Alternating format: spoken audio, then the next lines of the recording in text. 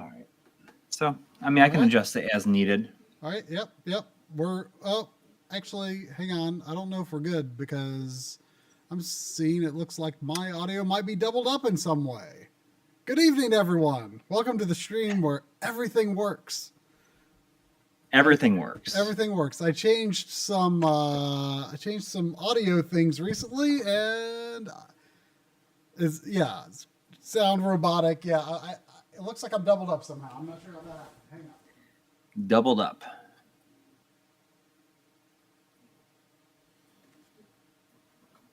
You know, dude guy, you're saying that you're disappointed that Target didn't have the Atari 50th anniversary for Switch. You know, my Target, I saw it on the shelf. Like, it was on a different shelf, like kind of like on one of the end caps a week ago. I almost bought it. I was like, oh, this is like they've definitely broken street date here. But I was like, you know, I'm just not going to play it right now. So you might want to check one of your end caps and see if they have it there. It might just be mixed in with a bunch of other stuff. That's how it was with mine, at least. Yeah, Cheese Meister, I was actually surprised that I wasn't following you already. But I was happy to fix that.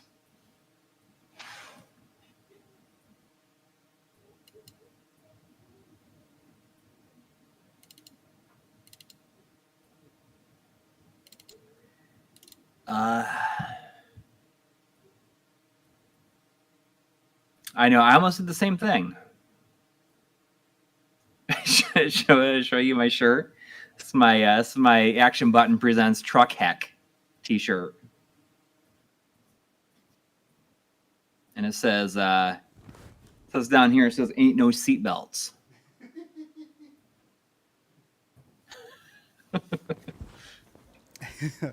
All right. I think should be fixed now. You might not hear the when it the alert happens because I don't know. I can't figure it out right now. I thought everything was aligned correctly with the sound, but yeah. Ooh. Okay, now it's saying it's much better. There's $5 from Ben Brody asking, 25 million, but you no longer are allowed to use stairs or escalators or elevators. You have to grapple everywhere. Would you take the money? Only if I could make my grappling hook arm out of my wife. That is the only way that I would take that money. Do I have to does that $25 million have to pay for my wife to become my grappling hook arm? Or is that, can I just get that going in? I am extremely curious what percentage of people watching get that and don't get that.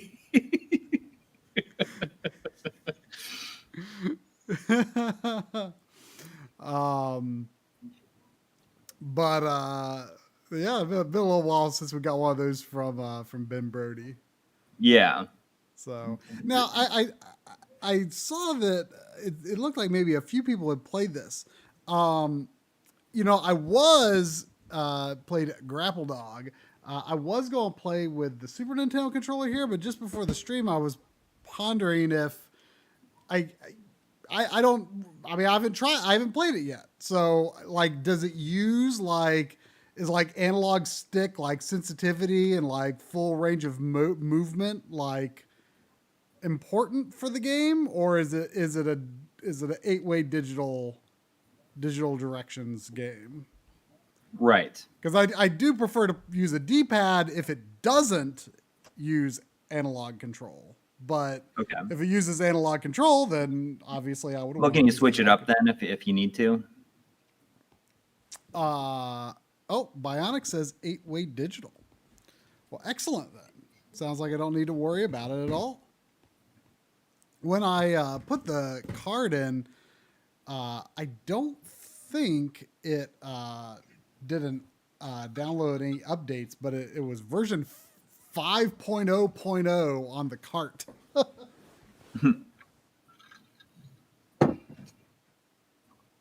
So I don't know what kind of updates you got. So this game was like one of the first, if not the first games that Super Rare Games, like I guess, funded and published digitally.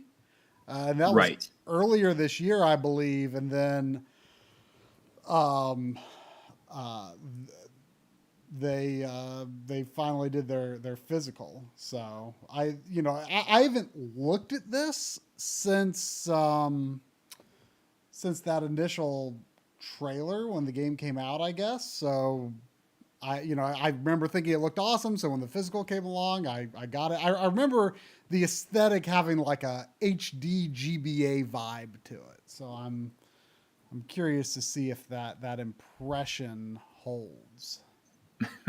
So Well, we'll see. I mean, I just booted up the title screen. yeah. The reason why is just like messing around with some different things, and I let me grab the box for it real quick.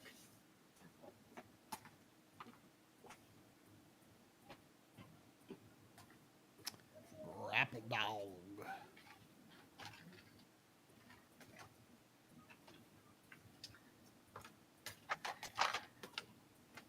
So we got an email like last week or week before last from this company. It makes this the PhotoFast 4K Gamer Pro. Are you familiar with this at all? Oh, I actually kind of looked at the emails a little bit, but not extensively. So yeah. Are you familiar with what it is? It's supposed to be like an upscaler for like 1080p stuff, right? 1080p to 4K, yeah, but it's a sharp scale. Is it a nearest neighbor though?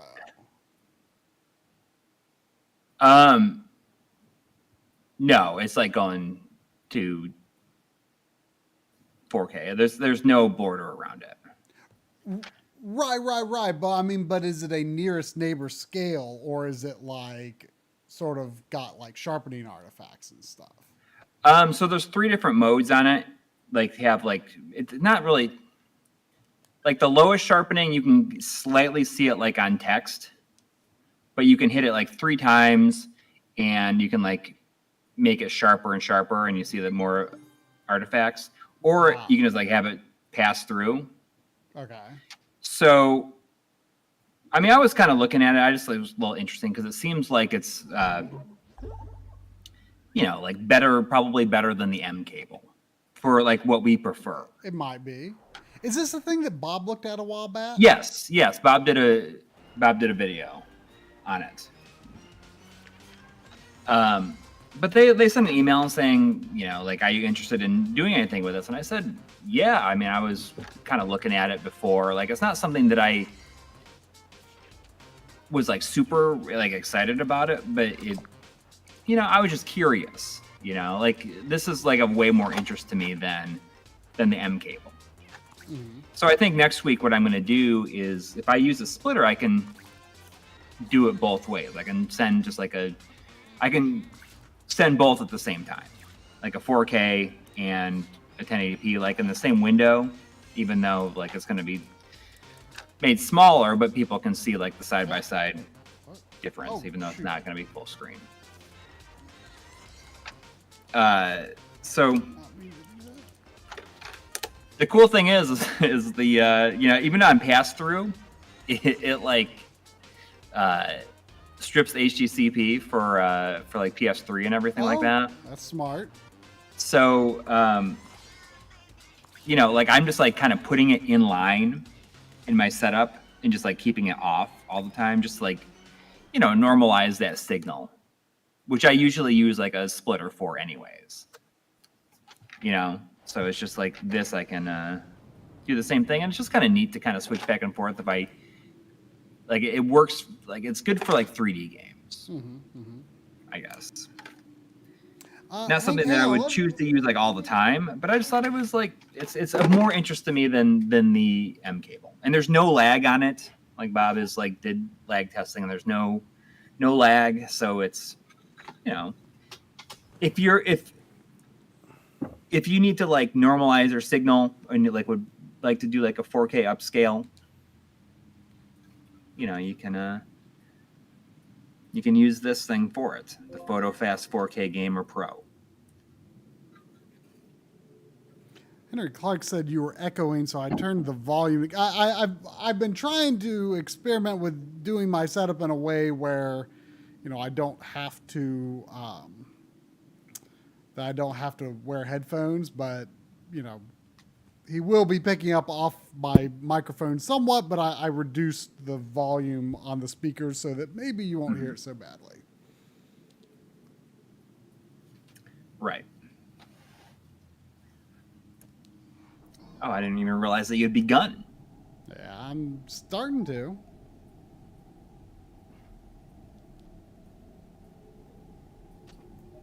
But the 4K Gamer Pro is not something I'm going to use like as a normal thing. But if even if it's just like normalizing that signal and removing HTCP issues for like PS3 and PS TV and stuff like that, like I'd rather have that in there than like a splitter, I guess. I see that Cloud FF7 2000 is saying anybody order that new GameCube memory card Pro. I did. Yeah, I did. Tried like, it too. I wasn't like, when I first looked at it, I'm like, oh, that's cool, but I'm like not that excited about it because like I feel like it's a whole lot harder to fill up GameCube memory cards than like PS1 or PS2. Sure. But for sure. I had never heard anyone say anything about was it 1019? Is that what it is? The 1019 GameCube memory cards being susceptible to corruption until you did that video, and there were a ton of comments saying like, "Oh, you shouldn't use those. Those are, those will corrupt." But it also seemed like there was maybe a common thread of people saying that might be more common, or maybe only when used with a Wii instead of an actual GameCube. But, I mean, I've been using that memory card since the day that memory card came out. It's like my main GameCube memory card. I've never had a problem with it. The 1019? Yeah. Oh, I thought you just got a 1019. I did. I found another one for like $10, and it appears to be authentic. Oh, okay. Oh, Sandy's interested in the dog up here. What is that, Sandy? I don't want to die from a laser.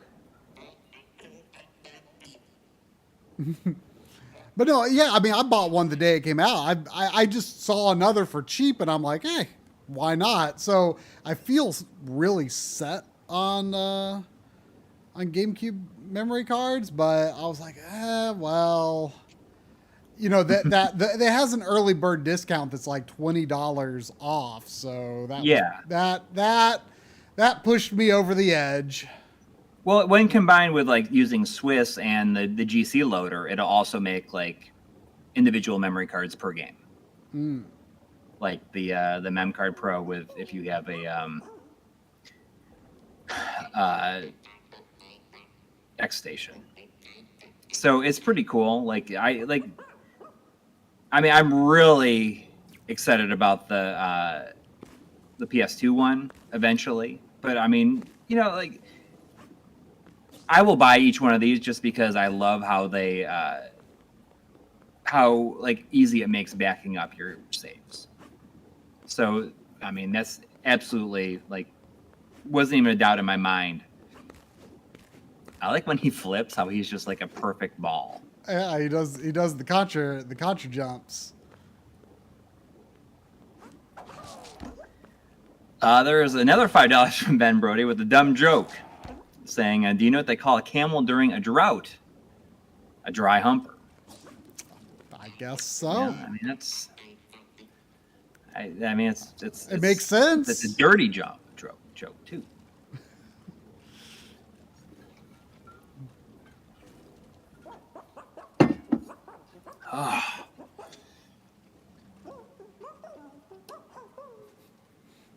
Sandy is very curious about the sounds that he makes when he talks.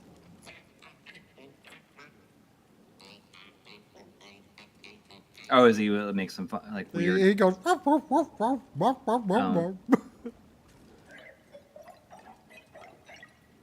It's like vaguely Banjo-Kazooie-esque talking, I guess. Yeah. There's also $5 from Andy64. Thank you. Saying $5 for 2 bad gringos. what was that? What was that tweet that's saying like it translated to like these guys are bad gringos? Something like this is my favorite YouTube or one of my favorite YouTube channels. They're 2 bad gringos. I loved it. 2 bad gringos. Madonna, she's saying we might need a Nelly sighting for this puppy stream. There's a lot of dogs going on tonight, so maybe Nelly will come down. Nelly spent the night at a kennel because we went to on Friday. My in-laws were in town, and we went down to the Rising Star Casino in Lawrenceburg, Indiana, for the night, and we found this a local kennel that's like $25 a day, and it's like 10 minutes from our house. Yeah, and there's like a dog run. There's all this like cool stuff, and she like went there. We wanted to see how that would go because, you know, with Thanksgiving coming up, so my in-laws who we go to for Thanksgiving really don't care to have a dog in their house. And last year we just kind of did it because we didn't really have any other choice. But now, you know, she's gonna go to the kennel. We wanted to try it out, and then we'll. And it went well. Did it seem to go okay? Yeah. I mean, she's just excited to see any other dog. Yeah. You know, like, my dog I had growing up, you know, she had to be boarded several times, but I've avoided it with Sandy thus far.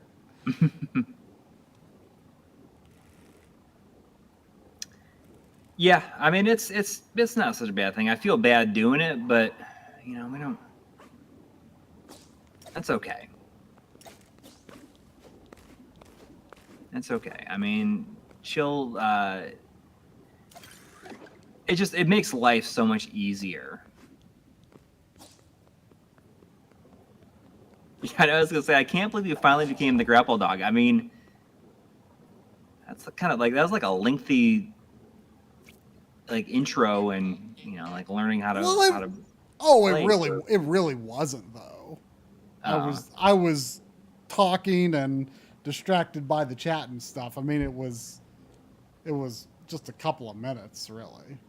Yeah. It would have gone a lot quicker if I wasn't distracted.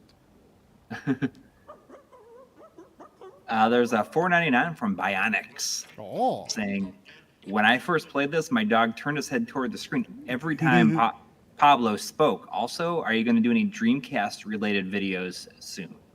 So I committed a couple weeks ago for my first video for the new year is going to be the Dreamcast RGB episode. Like I've committed to it. You should see if we could get our hands on like more final Dreamcast. I'm sure that we can. Retrovision, because I saw something. I can't remember where I saw it, but I saw that something was mentioned somewhere that they're done, and they're being. It's just hard to get the amount of. It's possible that they might be ready by like Chinese New Year or something. Okay, or that we're hoping. So I'm just saying, if you can, you should contact them and see if we can get our hands on anything for that, especially since it seems to be coming so soon. Potentially, anyway. Unless they were joking, I don't know. I mean, it's hard to tell sometimes. Yes.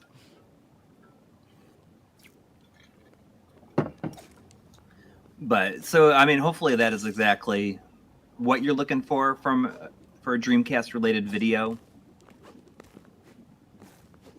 But I mean, or maybe not. I don't know. I'm feeling pretty good. I've been like working on this this EGM documentary that I know that we shot like a super long time ago, and people have like been wondering like where is it? Well, So I don't know if people have wondered that much about it because we haven't really shown anything of it. yeah, but I think the people are like Some people are aware of it anyway. So I mean, for various reasons, like we hadn't released it, but now I'm just kind of going through with it, and it's going to be different from like our typical documentary style things. It's going to be, I guess, a closer approximation is going to be something like a no clip documentary, where it is like I'll basically like maybe intro like different segments, but then it's going to be mainly like made up of sound bites, people like talking and like editing like interviews together.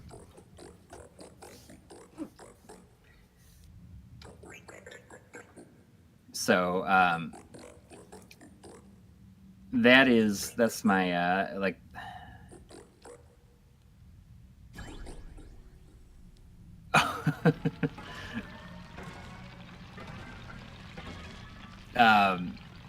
yeah.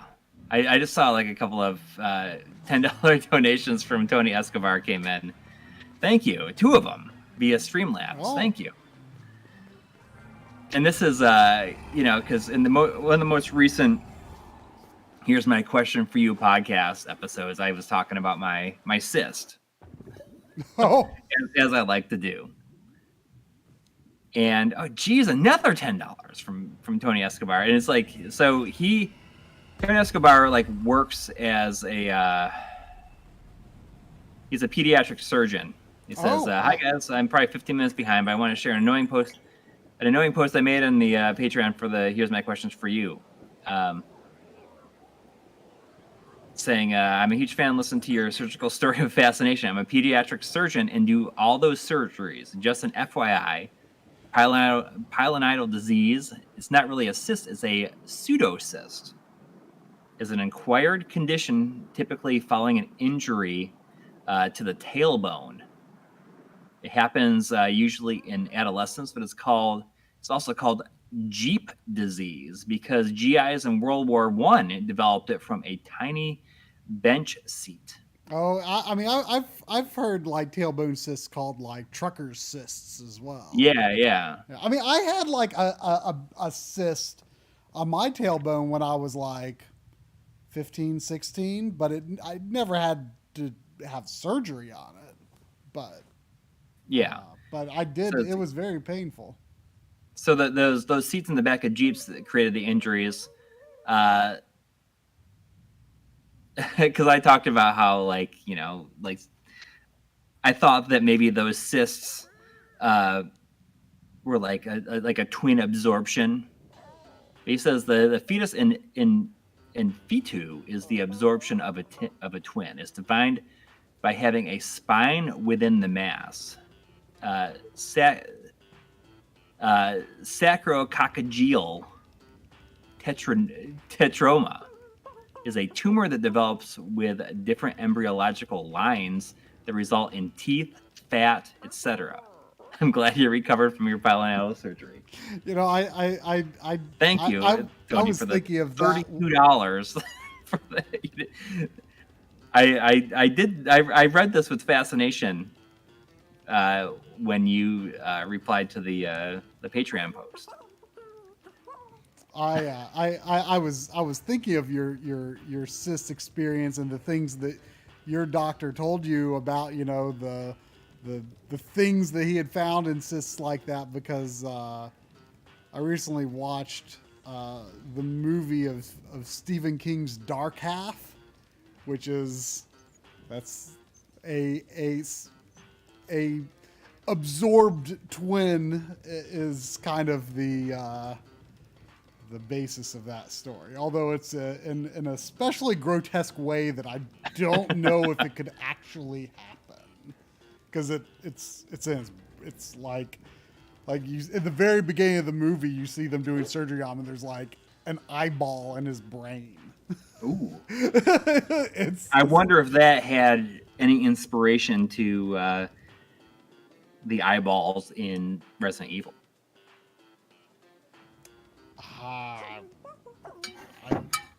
I don't know. I mean, eyeballs growing in places they shouldn't. It just seems like a thing to do for creepy stuff.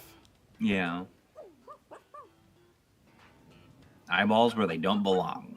Yeah, don't want that.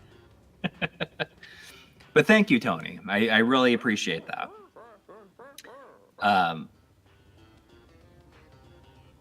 Elk plays and paints. I did have one, and I had it removed like, gosh, it must have been like 10. Like I guess I had it removed like before my daughter was born. So it was like. You played Uncharted. Was it when you played Uncharted 2? I played Earthbound. Ah. When I was laid up with that for the first time. Must have been like probably 11 years ago now then. And I had it removed. Some people just have it drained, but I had mine removed. I see Eric T is in the chat. Good to see ya. Hope you're doing well. my cyst removal video is a Patreon-only bonus download. Yes. It's presented in 8K.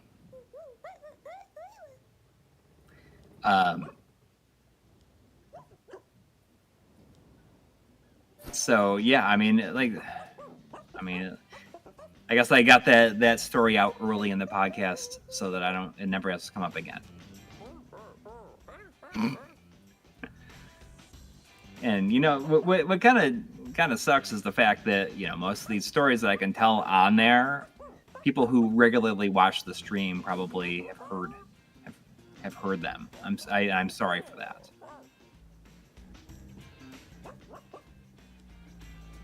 A person can only have so many experiences.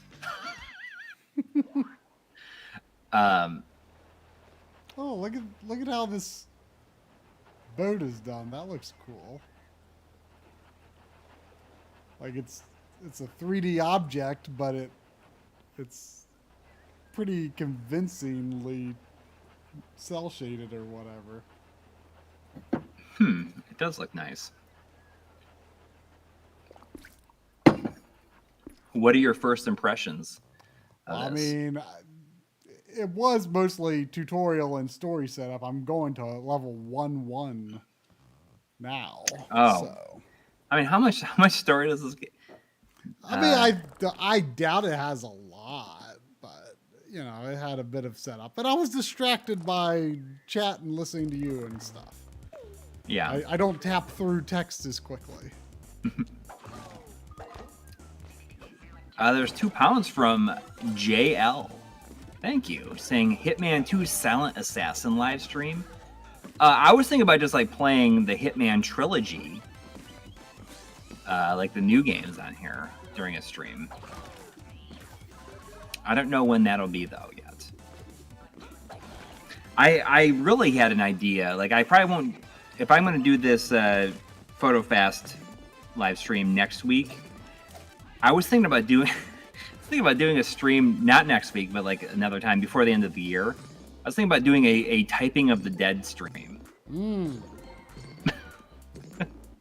I don't know if that would be really annoying or if that would be kind of funny. I mean, I think it's a fantastic game. Yeah.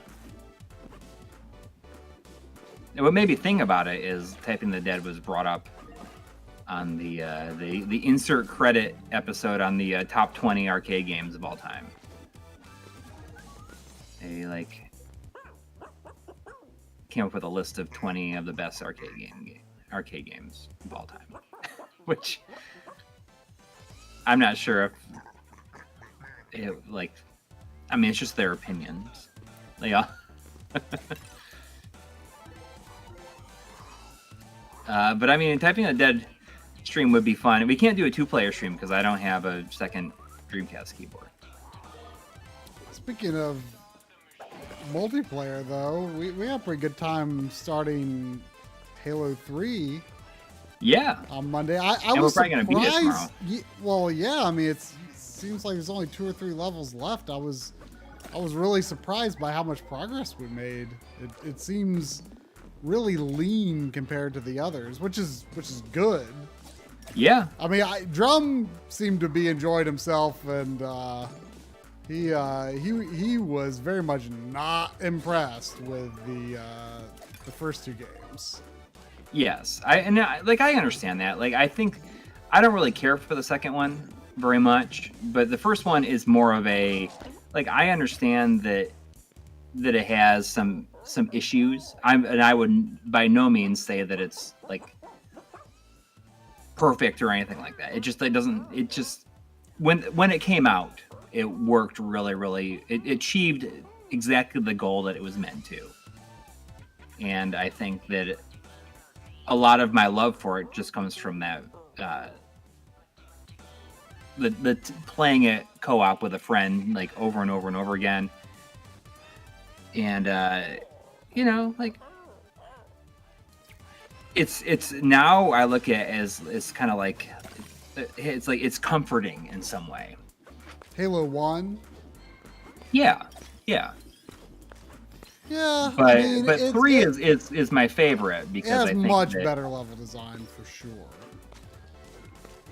Yeah, and they in having multiple, like, not being limited to 2-player co-op, and being, it's like really goes a long way to make it feel like it move a lot quicker, honestly.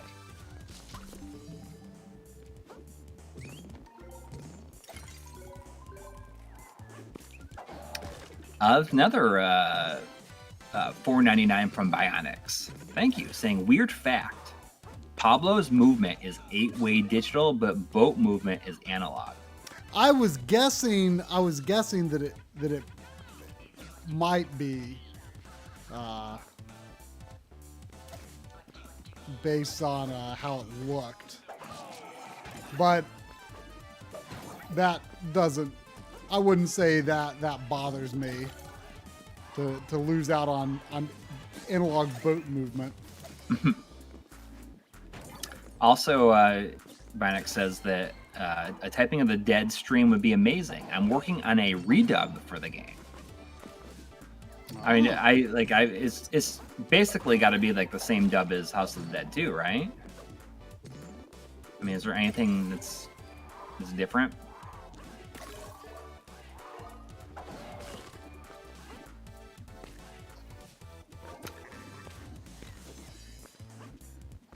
I know that there's a there's one on PC also, but it's for the isn't it for Overkill? Which would be funny at the same time, I think.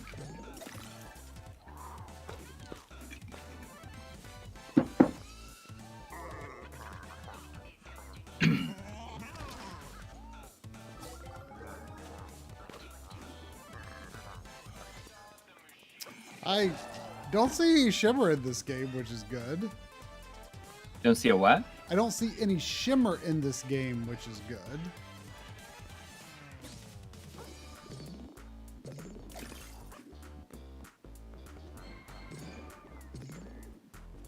But they're also playing fast and loose with, I mean, there's no pixel grid because it's like the scaling and rotation effects are high res. Right.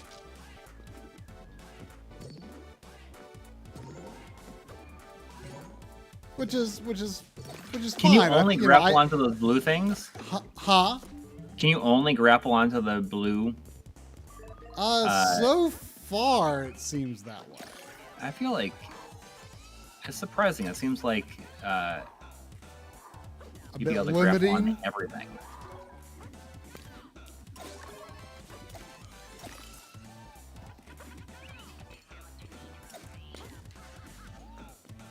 I don't know if it'll expand later, but that seems to be the case for now.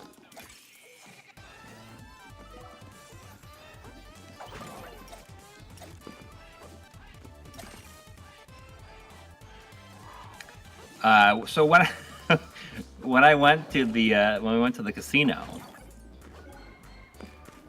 we were like getting our are so when you go to a casino, you sign up for like this membership card. They're always free, and they give you like some sort of free like money to spend. And mind you, like I don't go to casinos like very much. You know, like it's just a fun thing to do with family. My wife's parents are like to go to casinos, and they have like free hotel rooms. Like if they go every once in a while, like they'll get like free rooms and stuff like that. And my kids just want to go and use the pool. So when the kids like went to bed,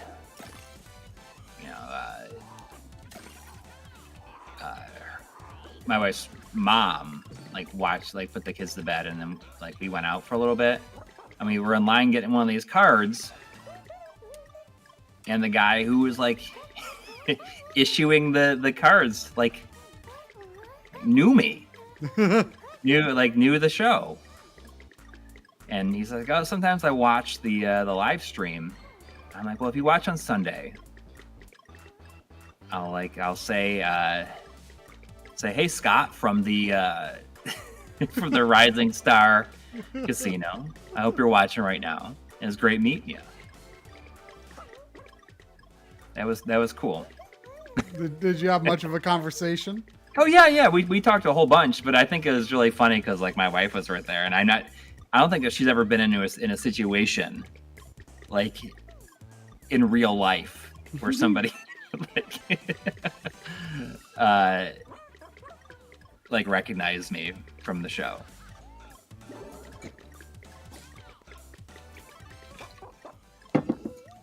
I mean, when we were at Retro World a couple of years ago, like before COVID, like the last time we went, so it would have been like 2019.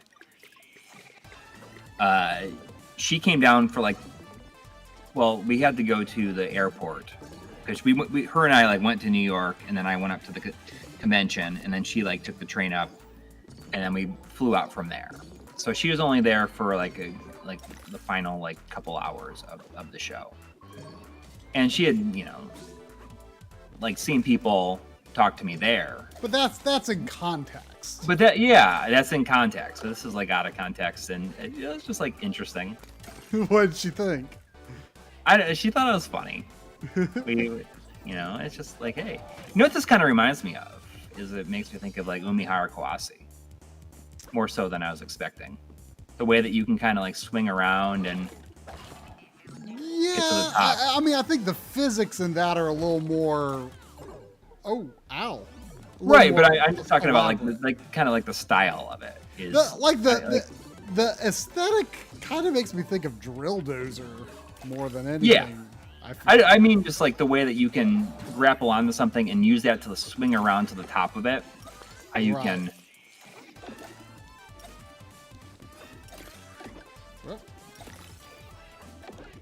I don't know why I'm doing. I mean, there's definitely some inspiration here. Oh, for sure. I mean, I'm sure it's got inspiration from, Umihara Kawase and Bionic Commando and like all kinds of GBA games. I think it's like the very bold outlines, like that just really makes me think of GBA in particular. Yeah, I can see that.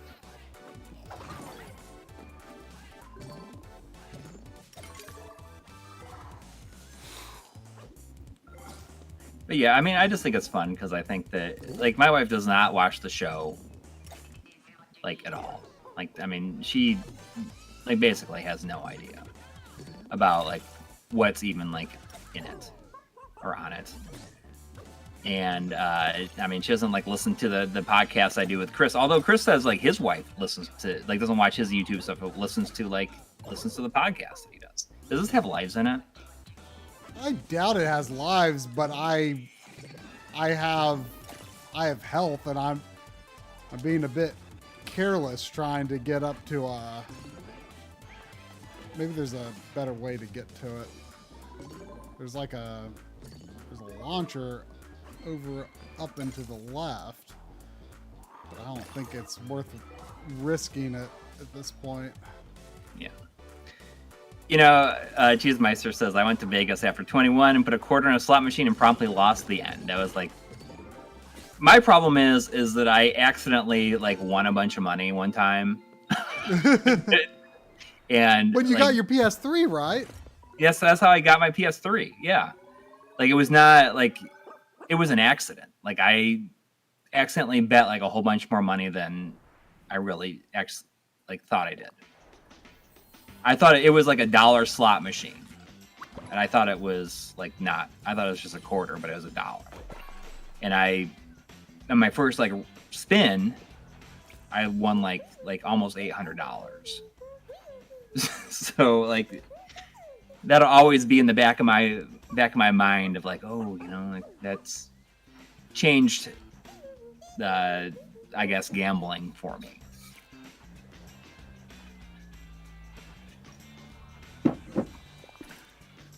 What's really fun, like what I've experienced most of the time, Emperor Ernest, is when people don't go like, hey, you know, like you're Coury from My Life in Gaming. People will say like, I don't think like they're in my experience, like they've been like very cautious, like, oh, I know you. I know you. Are you on YouTube? Yeah, that's like usually, you know. That actually happened to me at Firehouse Subs a few weeks ago. But oh, really? Yeah, but he never like. He was just like, your voice is familiar. Are you on YouTube? I said, yeah. And he said, okay, I think I know who you are. And that was it. Okay. Like, so he never actually confirmed that, like, he figured out it was My Life in Gaming. Mm-hmm. He could have had something completely wrong in his head for all I know. But right. And you know, but that was kind of how it happened. Yeah.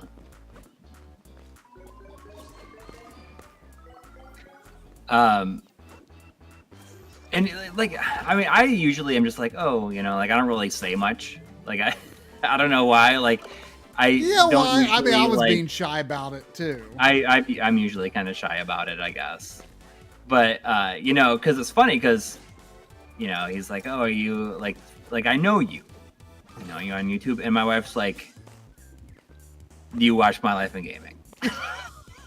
But he's like, yeah. So she was like really the one that made the conversation go further. Yeah, made the conversation go further.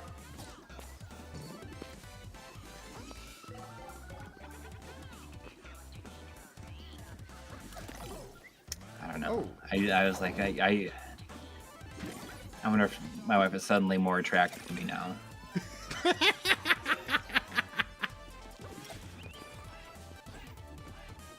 So you can't like kick the guys while you're swinging, huh? Well, I'm trying to.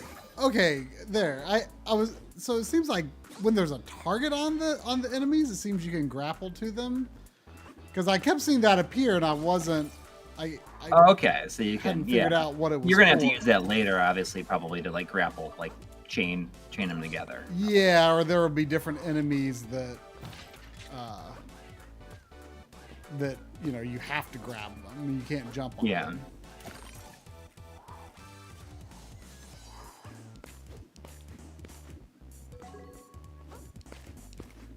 Nothing like a little bit of social awkwardness. It's true. You know, like I don't know. I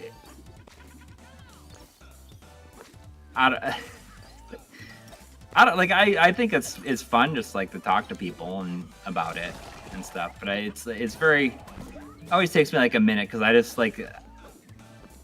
Maybe they're thinking that I'm somebody else. Yeah. And like I don't want them to feel embarrassed about it either. Well, the TSA lady at Detroit recognized me. Mm-hmm. Knew exactly who I was. I always like how she approached me because she's like, I know you.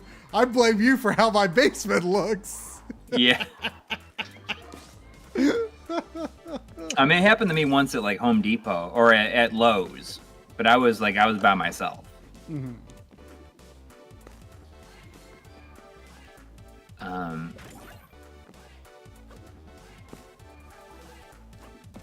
You know, in my improv class, in my improv class, somebody knew me from the show. Like, not in the class, but like he was in a different class. But like, so after the improv class, like everyone kind of goes out for a drink. Oh. And there was somebody from like a different, like one of the more advanced classes, like immediately like knew me. I kind of. Oh, like a more advanced improv class or a different? Yes. Class? Yeah. Yeah, I was going to ask you if anyone recognized you there because it seemed like the kind of environment where it would not be unlikely. Yeah. There's multiple like levels of improv class. Like I'm just in the 101 class.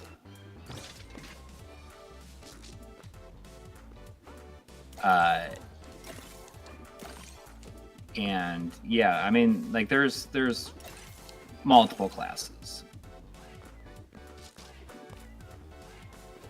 I don't know if I'm going to do more advanced classes, but I might.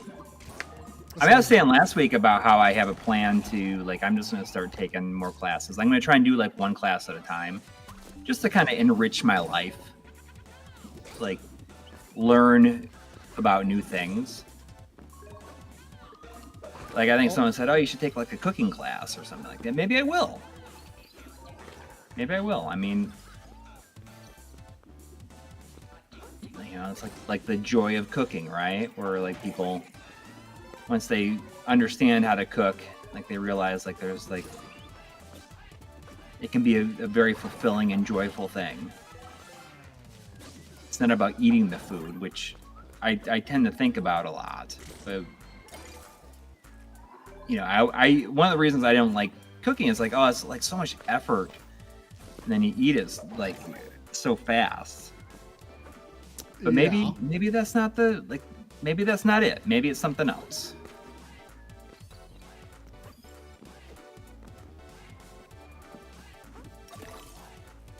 I like how this has the Kirby cannons.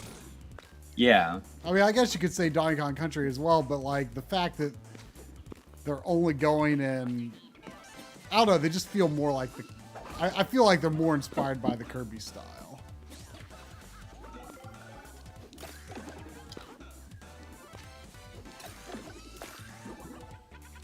Madonna She says I should take baking classes. I made 2 loaves of fluffy milk bread this weekend. I mean, maybe I am not opposed to that. I'm not even quite sure what milk. It sounds like it's probably delicious. It's probably very good.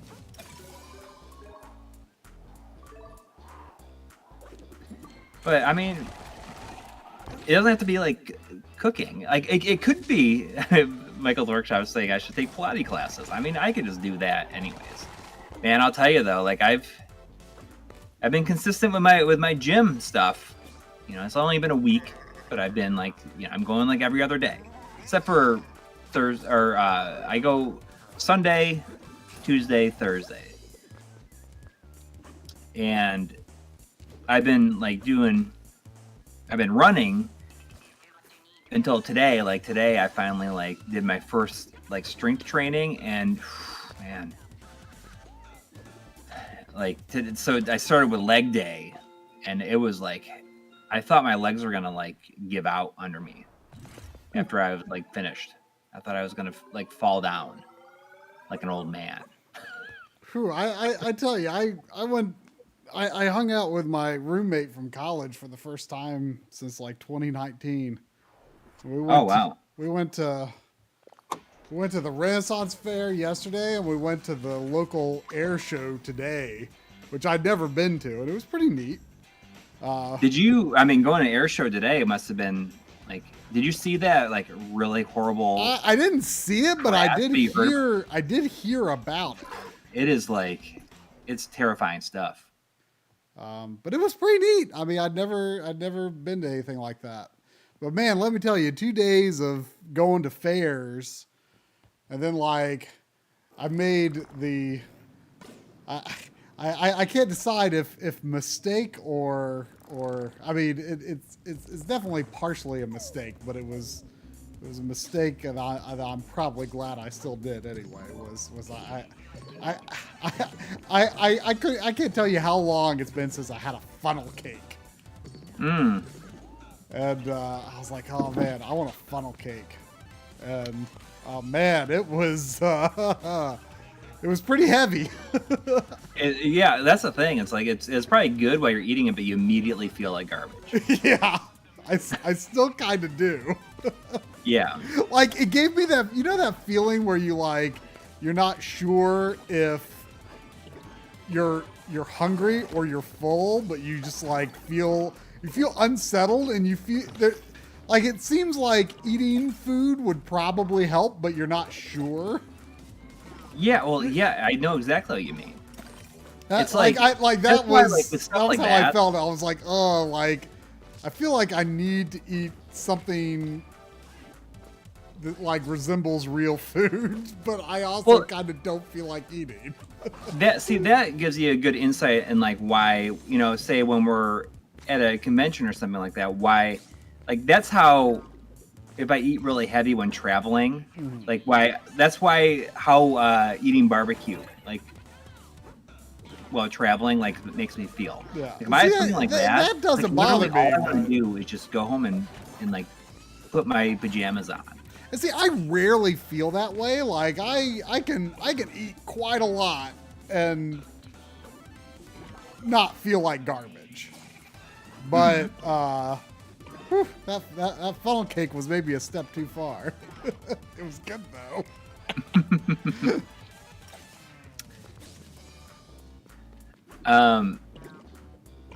Cloud FF7 2000 said, keep at it and it will eventually subside. I've done this. It's just been a little bit of time since I was regularly going, and I'm excited. It's, you immediately just feel better. I just feel better for the day. So I'm very excited to continue going. I'll start with 3 days, and then I'll increase as I get more and more comfortable again. I used to be such a so consistent with it, and just go 4 days a week, 5 days maybe. But in a way, I'm kind of starting from scratch because it's been so long. It was just once I had kids, it was just it made it really difficult to go. I mean, I don't understand how people with kids get literally anything done. So.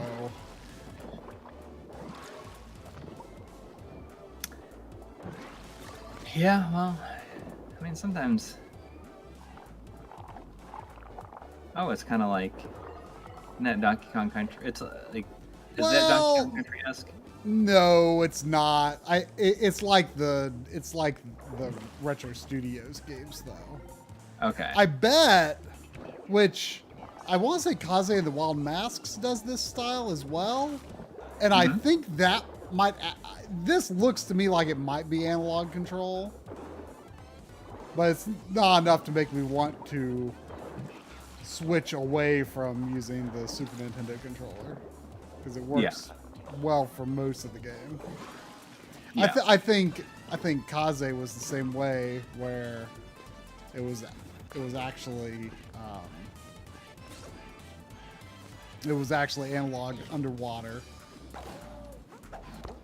Yeah. Did you ever finish that? I didn't. No. And I should really do that now that did I tell you that after because I beat Bayonetta 3 last Sunday, right? I didn't tell you I guess on Monday I booted up Bayonetta 2 for the first time since beating it. Yeah, really. I mean, the first time I the played first a time little ever bit on of the Switch version, and I finished it. I finished Bayonetta 2, and when it came out, I remember feeling it it was disappointing from the first one. I really liked the first one, but now it's very apparent to me just like how much better it is than the third one. Really? Okay. And I thought you liked the third one, though. What? You liked the third one. I did, but I think that it was maybe a bit too long and too much like there's just like too much going on all the time. Like the levels were way too like it took forever a lot of times. Right. And it's really kind of amazing how tight of an experience 2 is. I mean, I thought 2 was really good. I mean, I liked it, but I think that at the time, because I really liked the first one, and I felt like, oh, it's just not as good, and it's like mostly like boss battles. But now it's apparent to me that it's not. Like going back to it with some perspective, and I think that maybe like I was too hard on it, and now I can look at it more objectively and feel like it's, it's not about the performance of 3. Like the performance in 3 didn't like bother me that much. It's just that the fact that like sometimes chapters take like an hour, and that's like not even like doing a whole lot of like searching around for stuff.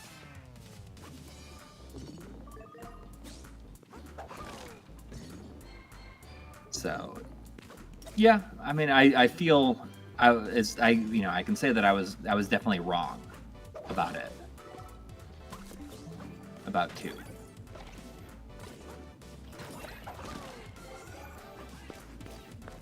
And it feels like there's a lot more content in 2, even though it's like kind of a shorter game. Like there's a lot more like bonus stuff.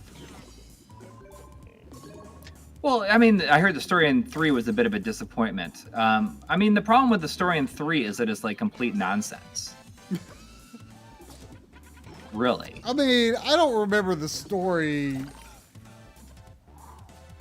I remember, I mean, the situations that you ended up going through were entertaining and how over the top they were, but I couldn't tell you a thing about.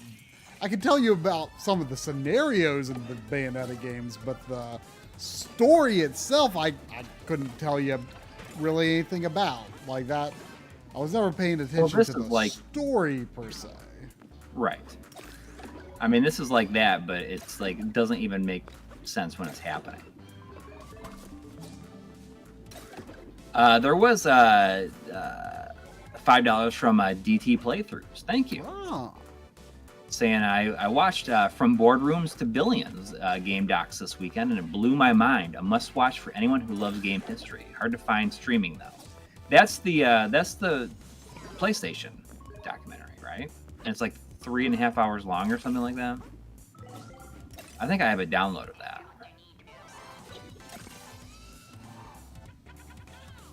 I have not watched it, but I probably should.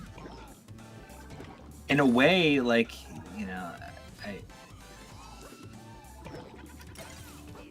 I don't know. Like I feel as though recently, like I'm getting a lot of fulfillment in enjoying like non-gaming stuff. I guess in a way, like that's like it's making my time playing games more enjoyable by like doing other stuff not about games outside of it. Does that make sense? Yeah, I guess.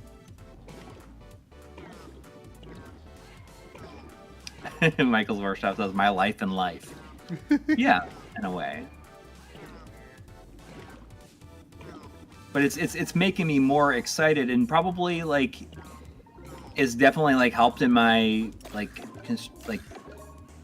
getting into a groove with like working on videos and stuff, for sure.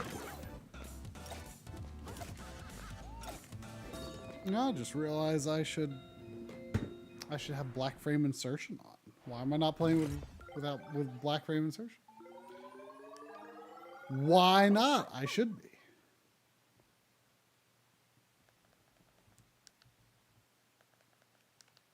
There we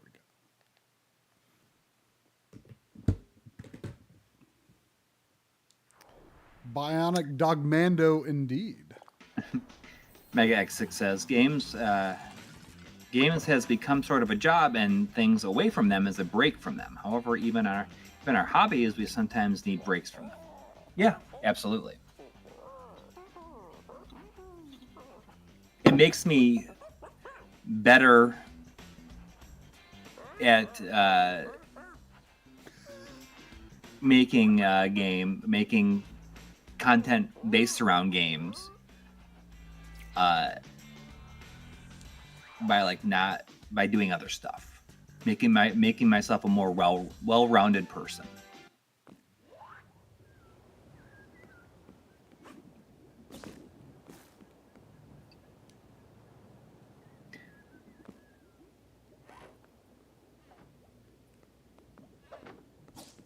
Jonathan Hinson had $2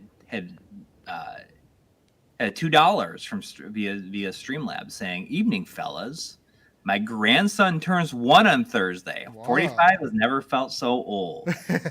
Well, I mean, it's such a challenging thing, like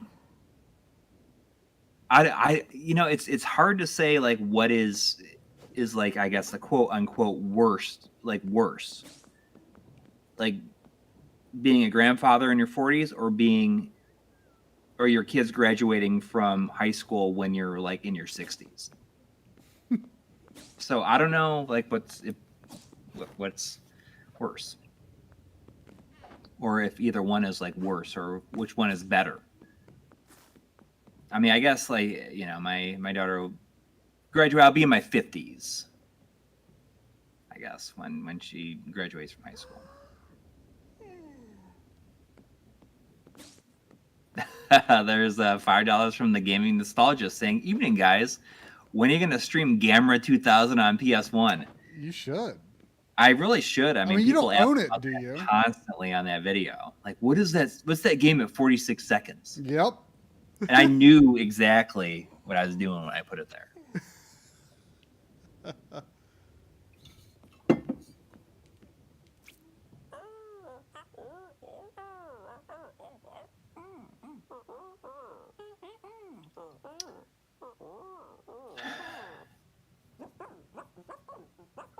Yeah, I mean, it's just it's challenging to know whether like if one is worse or better than the other.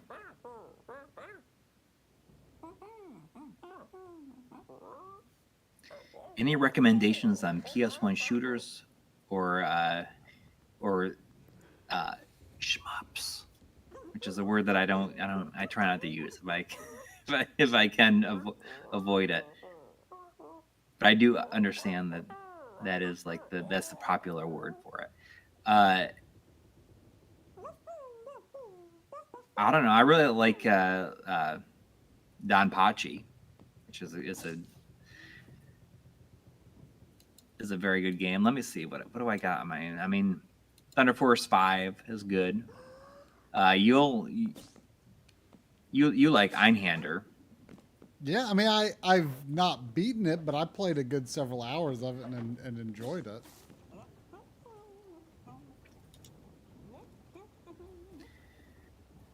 Let me bring up my backlog, which has not been updated in an incredibly long time. Do you know how close the like actual like full on launch of the I don't know if Drum even really has a rough estimate. I mean, I see that he has done some Patreon posts and stuff. So I mean, it's moving. Ooh, Boomerang Bandit. Yeah, I mean, like I want to use it, but as far as I know, like I don't know if this is still true, but if you use the site, like the beta site remake. Once it launches, like you lose all that stuff. Right, but I mean, you're not going to lose. I mean, you'll be able to transfer your stuff from your current site over. Oh yeah. But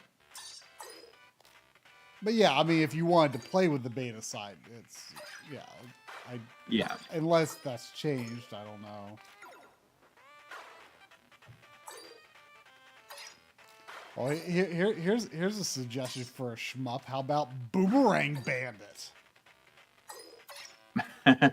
This actually isn't that great. It feels weird. Like there's like this weird acceleration to your character. I mean, it's a fun little it's a fun little thing, I think. But I was joking about making it a shmup introduction.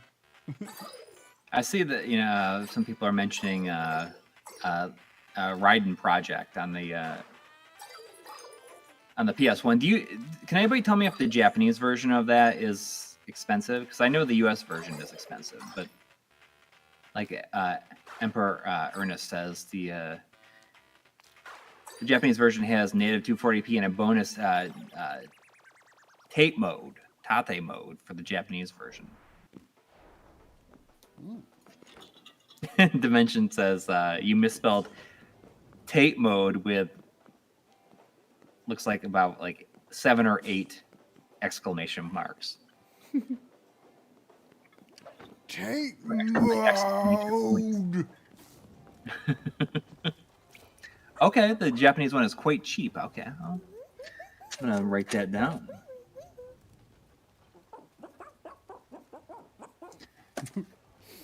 I've gotten some, like recently got some Japanese PS2 stuff. I didn't realize that there was a Japanese exclusive version of Virtua Fighter 1 on the PS2. What's kind of interesting, like doing that Sega Ages video, is that there's a number of Sega Ages 2500-esque releases that are not part of the line. And that might be a fun thing to do, like separately. There's Virtua Fighter 1, there is that Virtua Cop Rebirth, and of course, like the Sega Rally that M2 did. That might be a fun, maybe that's like a fun separate video to do, like a fun supplement to it.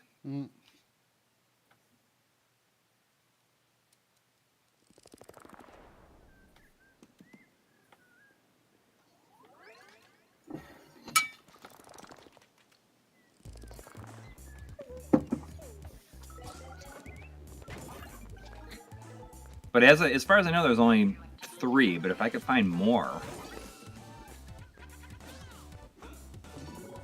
that would be a fun video. Somebody mentioned in the comments to that marathon that released the other day, saying like, "Oh, you should do a Reiko Kodama tribute video," and that's something that's like definitely been in my mind. Like someone had mentioned it previously to that too, and I didn't move forward with it. And like that's something I should really do, and I just don't know if I will have the bandwidth to make it happen. But I probably could. It wouldn't just be me. I would probably get like a lot of other people involved.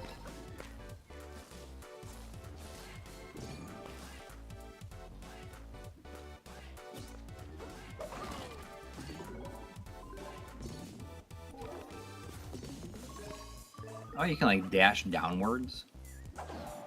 Yeah, you can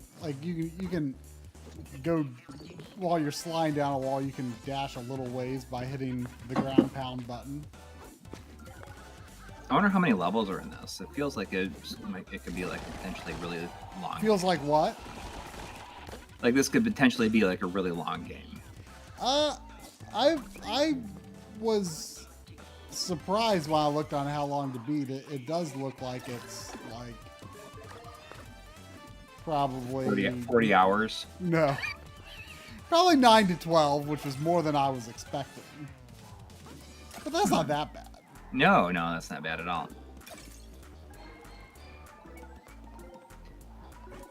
We did a video game music episode like a few years back. Like on Well, vinyl we did another. Well, oh yeah, we did like the CD one. Yeah. I have an idea for like a little. I'm not going to spoil what it is, but I've been experimenting with ways to play music. Oh yeah. In a very video gamey way. Yeah. And well, I mean, you could just say like. No, I don't want to say what it is because I want to mess around with it a little bit. Okay. But because I haven't had a chance to mess with it lately. But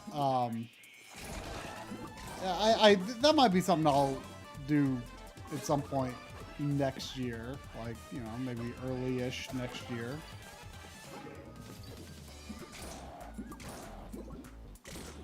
After Analog Frontiers Part 5.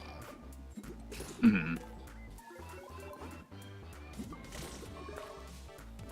There's a lot of collectibles in this, it looks like, too.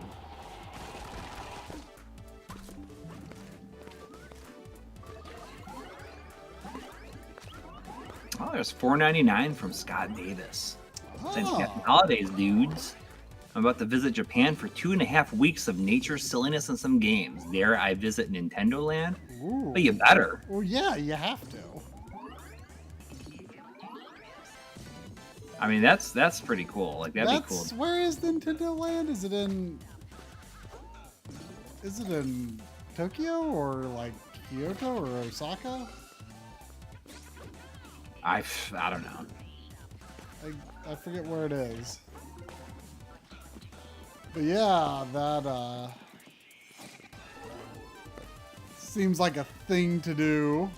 Yeah. Although I have no idea how expensive it is to get into Japanese theme parks these days. It's certainly, I believe, expensive to go to. Well, they're gonna have it's gonna be in the U.S. too soon, right? Yeah. It's gonna be at Universal Studios or something like that. Yeah, but man, that sounds like a great trip. I wonder what the weather will be like at this time of year. It's we went during some of the hottest months. But it was a great time. I want to go back so bad. It's finally today here is like finally like really cold. Yeah. Well, we had snow yesterday. Really? Like a lot of snow, actually. Wow. I was not expecting it. I don't think anybody was. I knew it was supposed to be cold, but then when we were leaving the casino, it was it started like flurrying and like it was sticking. It stuck. It was still there this morning. Wow. I see Voltar's here. I'm sure it snowed down by him yesterday too. It was surprising.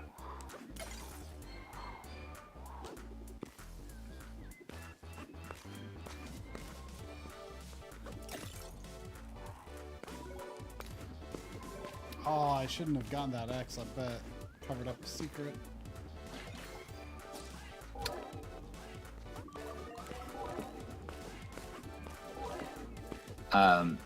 There was $5 from Hattori Hanzo, the second. $5 saying just a quick thanks for the entertainment. You guys, thank you.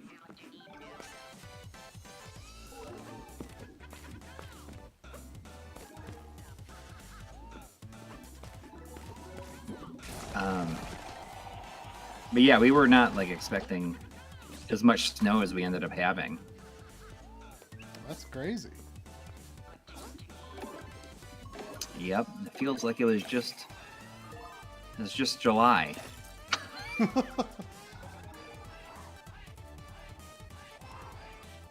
Yeah. I feel like more and more Time is just an amorphous blob.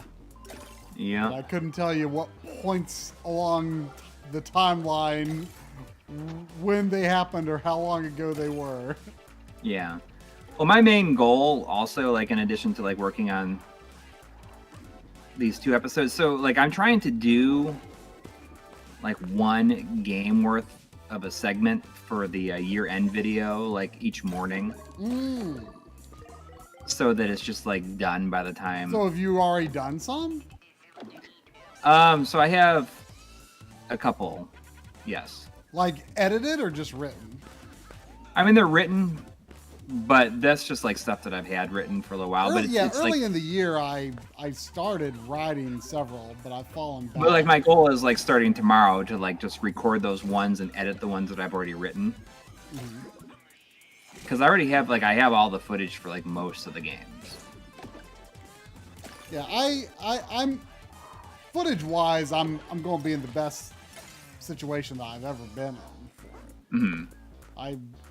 I'll have to go back and get some things, but like I was pretty consistent about getting material throughout the year, so I'm happy about that. Yeah, I mean that's my big goal, is to just like have it all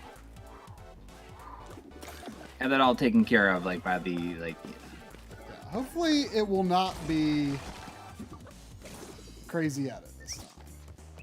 No, I mean like that's why I'm trying to just like do it now, because it would be nice to basically have it mostly done. Like, I feel like by the end of the month. most of my games that I beat on it is going to be earlier in the year, because like the past few months I haven't beaten a lot of stuff outside of streams. I'm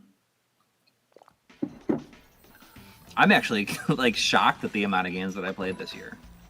Yeah, Like that I finished. Yeah, you seem to like actually like more recently. I think you've like once. Starting, what, I think, is, like, I think it was when Yakuza Like a Dragon clicked with you. I think you kind of got on a roll. It was actually general. like right before that where I couldn't get into anything. And then I said, instead of like starting anything new, I'm just going to go back and start finishing games that I started and never finished. And that's what really like just kind of kicked it into overdrive, where I like said, okay, I can just like put like an hour in a night if I feel like it. And even in terms of that, like I am doing that, and then I finish something, I take a little bit of a break. Yeah, I don't know. I feel as though I've gotten my crap together to an extent. But I'm not sure if I'm going to like really play anything like too much for the rest of the year, depending on how like things go. Yeah, I'm not expecting to add anything major to the video, to the games we play video at this point, mostly. Yeah. But I mean, who knows? But I've got a lot going to try to get done between now and the end of the year, so. Yeah. Yeah, I don't expect like major games that are going to take a long time to get added. But there'll be little stuff like this, this will be a good thing to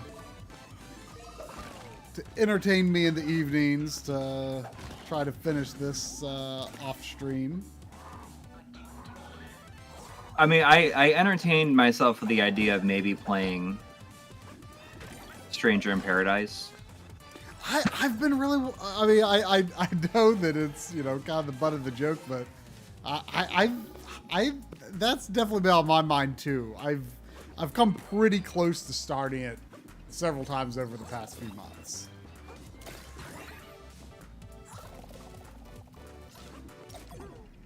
I moved it from my internal or my external drive to the internal SSD, so I could start it if I wanted to. But we'll see. We'll see how it goes. I mean, I know that I've never stored PS5 games on the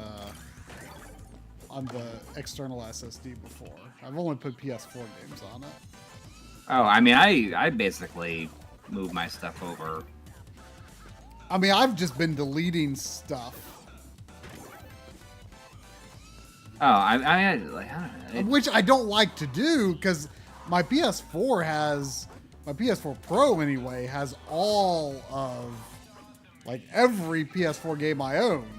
I'm very diligent about having it installed because I've got enough space between my internal and external. Right, and I mean, I But would PS5, do the same thing with PS. Since I mean, I don't like having to delete so much stuff, but I'm trying to put off buying a internal expansion as long as I can.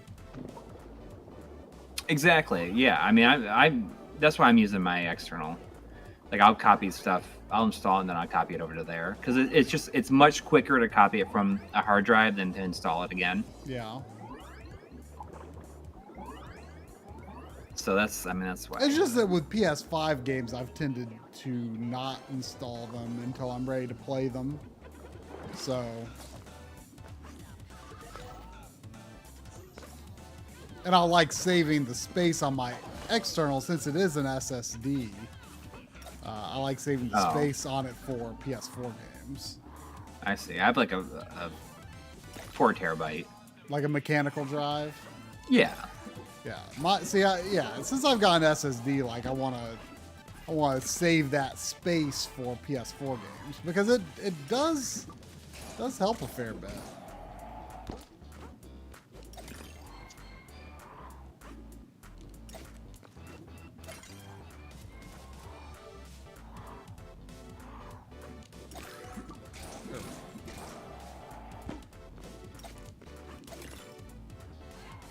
But I'm not going to put like another SSD internal in there in the PS5 just because I just rather wait until you could put at least like a 4 terabyte drive. Yeah, well, and it's like that's not ridiculously priced.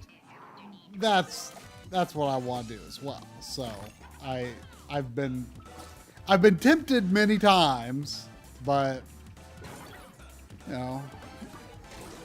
Who knows? Maybe sometime next year. Know, I had totally forgotten that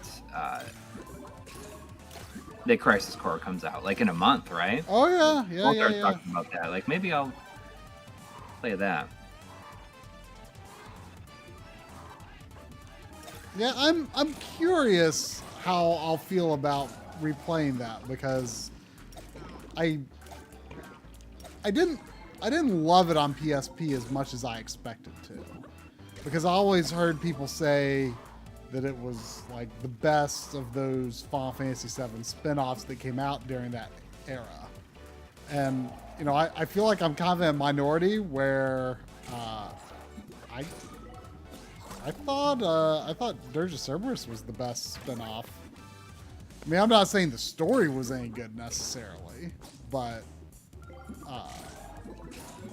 I thought it was a very fun game to play. Yeah. And I still think it is because I tried it when John Linneman did his Final Fantasy VII video. I recorded the Dirge of Cerberus stuff for him because I had a save. Mm-hmm. And I was like, man, this is still like I think pretty darn fun to play.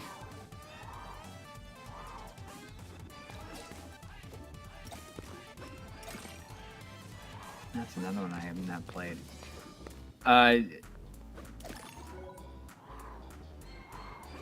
Henry Clark saying, do you want me to DM you next time I see cheap 1 terabyte or 2 terabyte drives?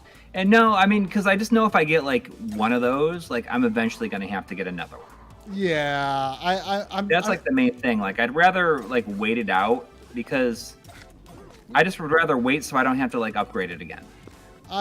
Yeah, I agree. I'm not too interested in a 1 or 2 terabyte for the PS5. Yeah, I mean, ideally it'd be like 4, or maybe eventually an 8, before the system is like done. Like maybe I can get like an 8 terabyte drive at that point. I don't know.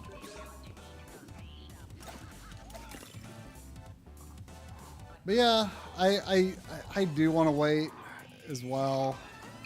I mean, it's hard to say how much space we'll really need. I mean, I still have kind of enough space for PS4 on my PS4 Pro, really. Between the internal and the external, I forget what I've got in total, but I've still got enough space on it. It's probably, if I had to guess, I'd say it's maybe 2 terabytes internal and 4 external. Oh no! Oh, that's I right. lost I my forgot oranges or whatever the they E's are. 8 comes out on PS5 this week. What comes out on PS5 this week? E's 8. Oh yeah, I was talking to John about that, and he was saying something about E's 9, and I was like, what? I was like, Yeah, I only knew about E's that's 8, and he's like, what? I only knew about E's 8 coming to PS5, and he only knew about E's 9 coming to PS5. Yeah, E's 9 comes out in it was just recently announced. Comes out in February. And like I want the PS5 version so that I can have like the new translation like on a disc. Yeah. And on a version of the game that runs good. And with 9, like I'll get that because they patched it for 4K afterwards. Yeah, but Like I thought it was funny because John didn't know about 8 coming to PS5, but he knew about 9. I was like, yeah, I mean, like there's barely gonna be any difference. Like well, I heard something like, oh, like it doesn't even have a 120 FPS mode. It just has, it just runs, has like better draw distance at times. Do we know there's not much to it? Do we know if E's 8 will have 120 FPS mode or not? No, that's what I'm saying. It's like 8 does not. Oh, have 8 does not. Yeah. I was kind of hoping it would. It's just saying. Urameshi says E's 8 on PS5 will have further draw distance and better shadows with DLC on disc. I bet the resolution's better too because I want to say it was not particularly high resolution on PS4 Pro when I tested it out. It might be like the UI elements that weren't. I think the UI was 4K and the 3D graphics were either 1080p or not much better than 1080p, if I recall correctly. I mean, all I did was like wander around the ship that you start off on. Oh, okay. Like that's all I've ever done in E's 8. I was going to try to hold myself to playing that like as soon as the PS5 version came out, but with everything I need to try to get done between now and the end of the year, I don't think I can. I don't think I can get invested in a game of that scope. Well, I mean, in some ways, I feel like that might be easier than some stuff. I don't know.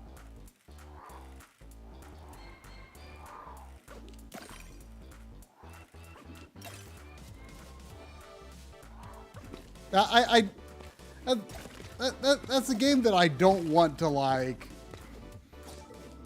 I want to really enjoy that game. I don't want to like play it when I'm not in the right. Yeah, I get that. In the right position to really dedicate to it, you know? Yeah. Well, who knows? I mean, maybe that's what I'll end up playing because like a replay would be kind of a nice thing to do right now.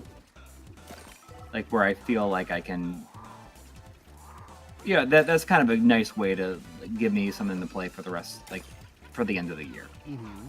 Where it's just like it'll just be a replay for me, and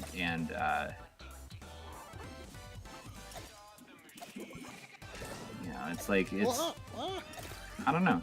Like it's just like it's nice to replay something. I just wish that apparently the saves, you cannot import the saves from previous versions, which I was kind of bummed about.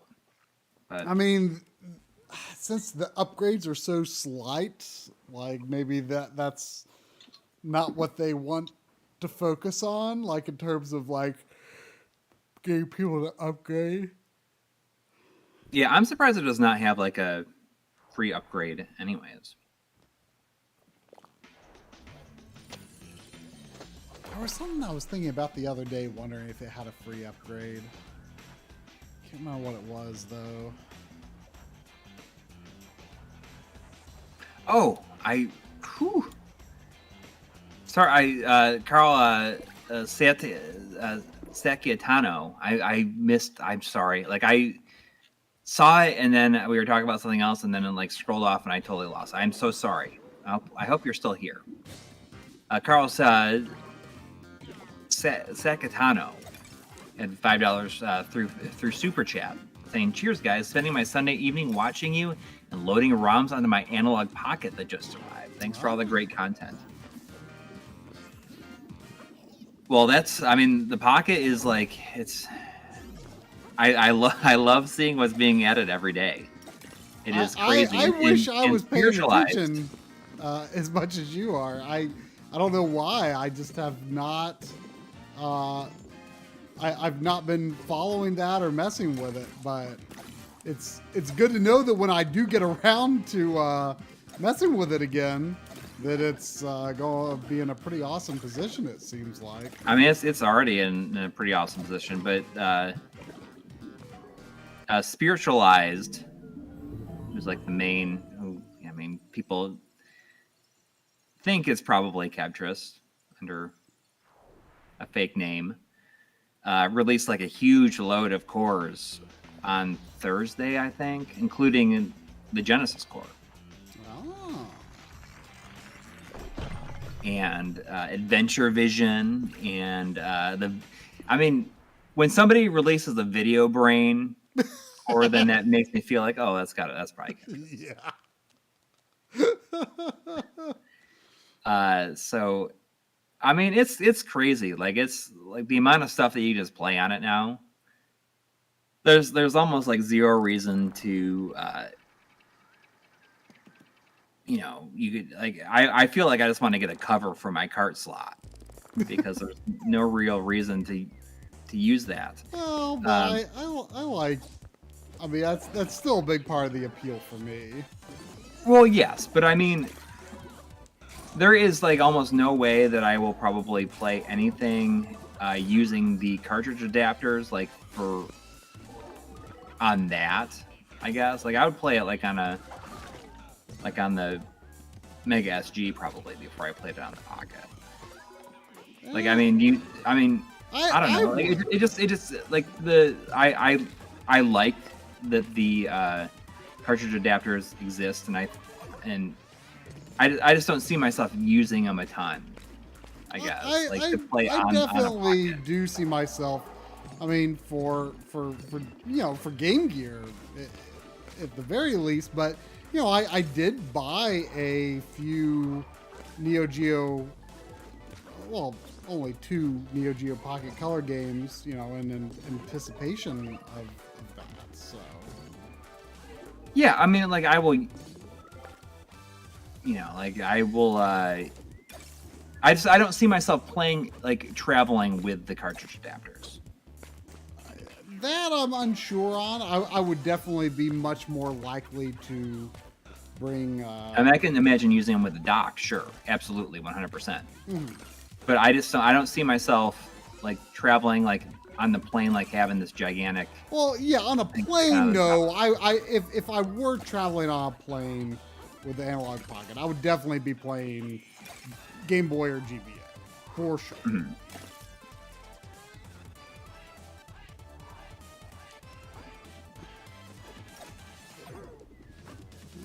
That looks dangerous.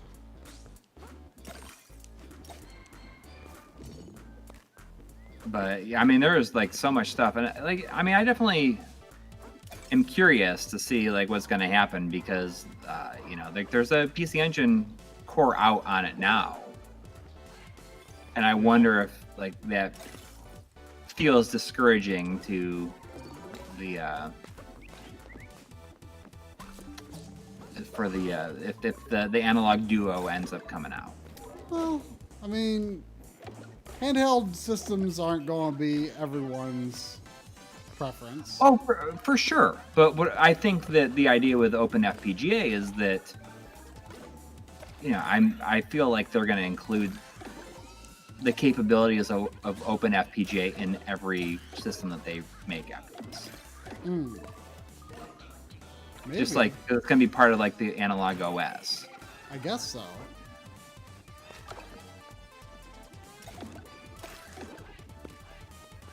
But yeah, like I can already see, you know, for future trips, the Analog Pocket, you know, being something I would choose to bring with me instead of the Switch, just because like the style of game might be, you know, just a simpler style of game might be what I'm looking to play for that trip, you know? Right. So for me, I kind of feel like the best aspect of that is for research purposes. That's why I think I like the Open FPGA and like being able to just like play these ROMs like while traveling. Mm-hmm. For me, it's more like, hey, like I want to like research this like handful of games, Right. just like see, like give them a shot, like try them out, and you know, just try them out for different reasons and see if like this would make sense for like something like information that's like in a video or something. Yeah, like right, that. right.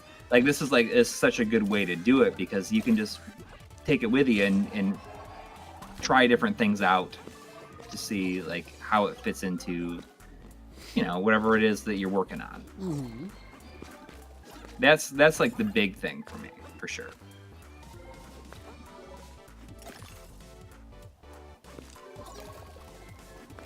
Yeah, like in, you know, like we'll buy stuff that we want, obviously, but I mean, it's like, hey, I want to see if this thing, like, does this game play like this other game? You know, and you're like, or you're like I had this idea of like, oh, what if I did like a Sega on the Game Boy Advance video, like how I did the Xbox One. Okay, sure. And like something like that, like, oh, I can just like try out and like script based on what I'm playing on there, like while like traveling or whatever. Like if I was like traveling for work, like that's a great way to do it.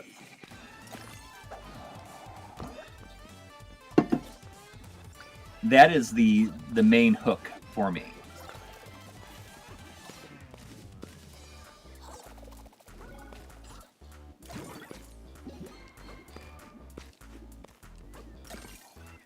But there's so much stuff coming out. Hopefully, like I installed some of the Hotego cores, but it's kind of he's doing that stuff. That's amazing. What? I'm so glad Hotega's doing that stuff. That's amazing. Right. And the only problem is it's just kind of a pain in the butt right now to like make the ROMs for it because you got to like compile them from like the MAME files. Like you just can't put the MAME zip in there. Hopefully that gets solved in the future. It's just kind of it's challenging right now.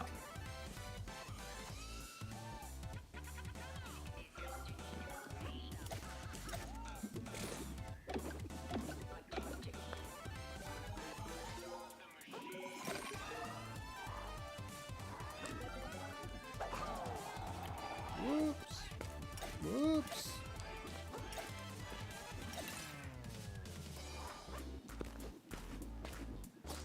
Or like if you're there's like a video like Joe has been doing those, like he releases like every Sega CD game reviewed today. Right. Like if all those were played, like if you needed to just gather information on certain games, like it's without capturing. Mm-hmm. Like it's just playing, like doing that on the Pocket feels like really efficient to me. So can you swing and like swing all the way around it? I don't think so. These round ones, they're just floating. Yeah. I don't think you can. Let me try. Yeah, it seems to like peak your swing like just a little bit over horizontal.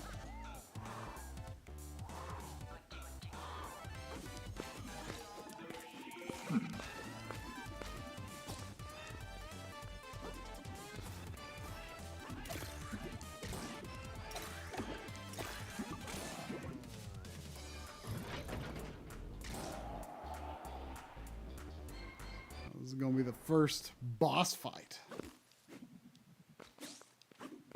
So how many worlds are there, I wonder? You know, they keep showing like 4 relics in the cutscenes. Oh, okay. So I don't know if there'll probably be more than that, I bet. Especially if the game is like, it said like main story 9 hours, like main plus extras, it was like 11 or 12 or something on how long to beat. So I didn't look at the closer details though, or if there were even very many submissions. Yeah. I'm going to fill up my water and run to the bathroom. I'll be right back. Okay.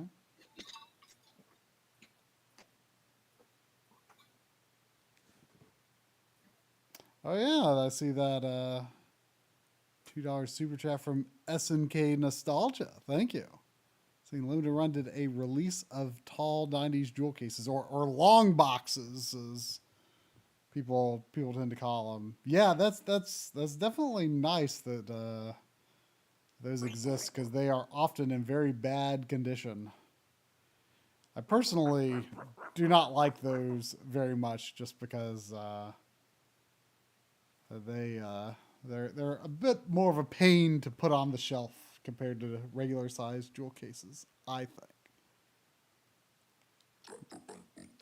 I mean, they're even taller than like DVD cases, so they like, no matter what other system you're putting them next to, it increases the amount of space that you have to have between shelves.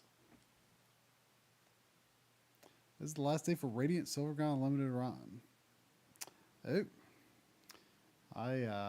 I actually forgot to look at what was going off of Limited Run today.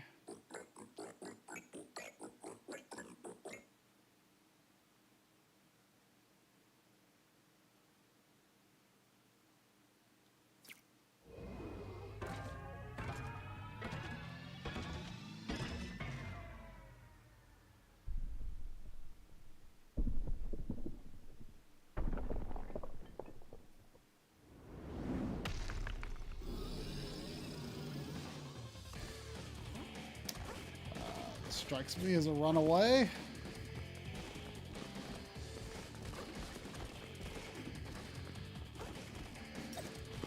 Whoa.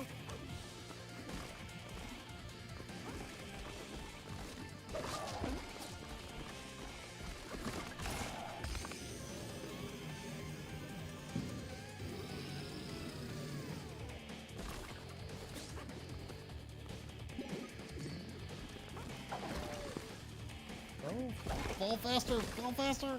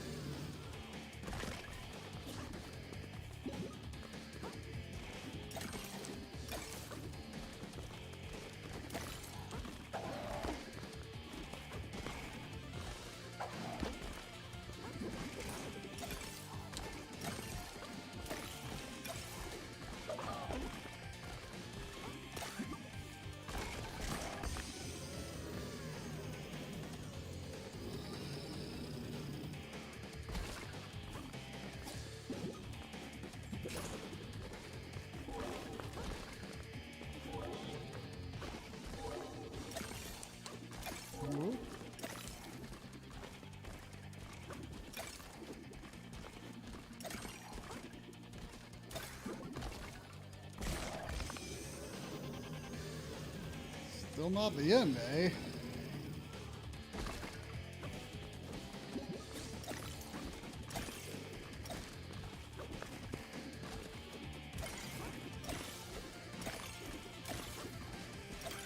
Oh, this looks like it could be the end. Yup. Oh, yeah. That's a little janky where the spots weren't always coming off from him in particular, but I always do appreciate a good explosion like that. Oh, the magical gadget is the telephone. I already got the super chat from SNK Nostalgia, but I have not done Mega X6 yet. Oh, okay. I do want to say that. So SNK Nostalgia mentioned the jewel cases, and I did get a package of those. I used them and swapped out some of the stuff that I had.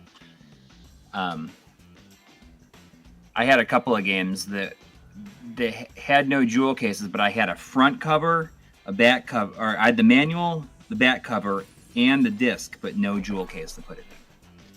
So I was able to get jewel cases for some of the games, and I swapped out some of my destroyed ones.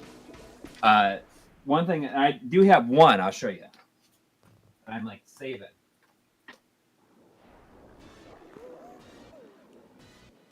If I can find it.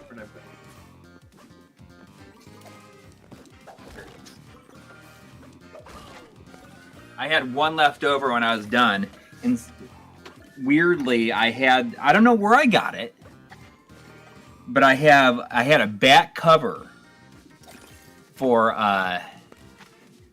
Android Assault, the Revenge of Barry Arm, which is an expensive Sega CD game, right? But I have a back cover for the case.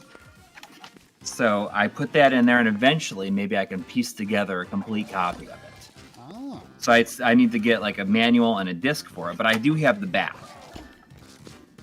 So maybe if I ever come, like, you know, just stumble across like a disc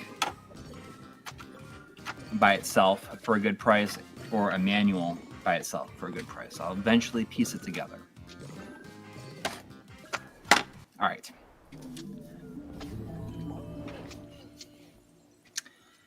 Next, we got $7 from Mega X6. Thank you. Saying, finally figured out what to get my brother for Christmas. Secret of Evermore. It's his favorite game and lost it a long time ago.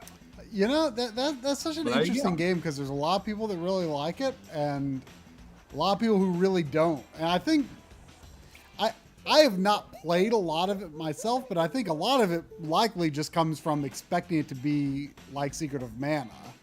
And, you know, so it sort of starts off at a disadvantaged position, you know, being kind of a very different kind of game, and you know, developed you know, in Hawaii, I believe, by the same team that did Mystic Quest. I think that's where Mystic Quest was developed. Oh, I don't know. I think so. I want to say that Mystic Quest and Secret of Evermore were made by a team in Hawaii.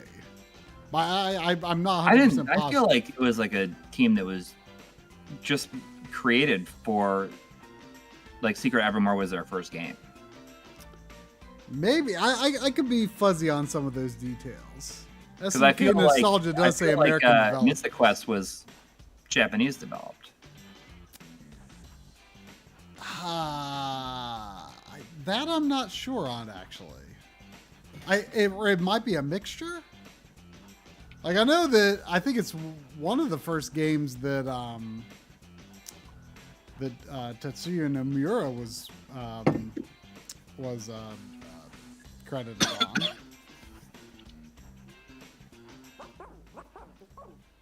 Wait. Mystic Quest? Yeah. I mean, I don't know. I remember seeing his name in the credits, but I can't remember if the rest of the names in the credits were Japanese or a mixture. Well, I'm a good halfway through it, so I'm just gonna try and finish that by the end of the year. Oh yeah, well, I mean, it's a short game. Yeah, it's actually, for a beginner RPG, it's pretty tough at times.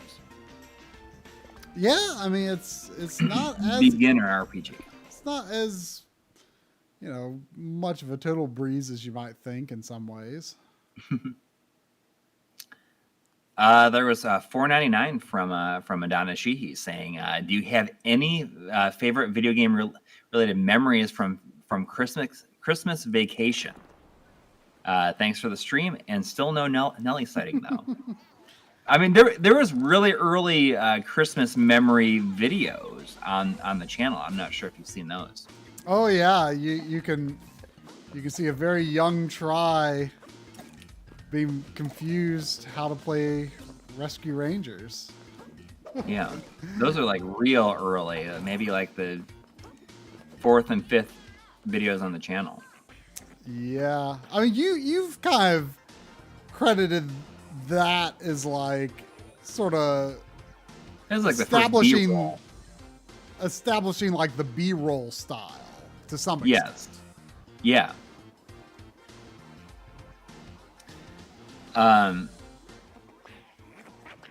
But I mean, like some of my favorite, like is playing Lunar, the first Lunar, like over Christmas vacation.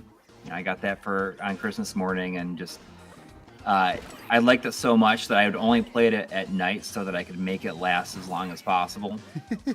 That's showing some restraint. Yeah, I mean, I didn't want it to end, so I would only let myself play it like at night because I just didn't want it to end. I liked it so much. Yeah, I mean, I think one of my favorites in a way is, the first Christmas or I don't know if it was the first Christmas after I got back into NES or the second, but it was it was either late 90s or early 2000s. I mean, probably sometime between like 98 and 2000, I would guess. I had the idea that like, ooh, NES and Super Nintendo games are cheap at FuncoLand. I could get more games for Christmas by asking for old games instead of just get one N64 game. So I got Final Fantasy 4. I got Donkey Kong Country 3. I got Star Tropics, Mega Man 3, maybe one or two other NES games. Like that was pretty. It was cool getting more games on Christmas than I was used to. Plus, it was cool just getting games for old systems. Like that was like kind of a revelation at the time, I guess, right? Like ooh, yeah, old games can still be exciting to get. You keep on riffing on that, and I'll go get Nelly because I feel like she's being left out here. Yeah.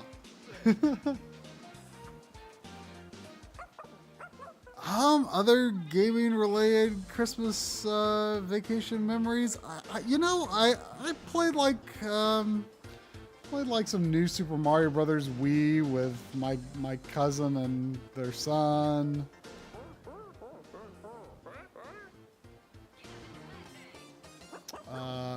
Around Christmas break one time, that was pretty fun.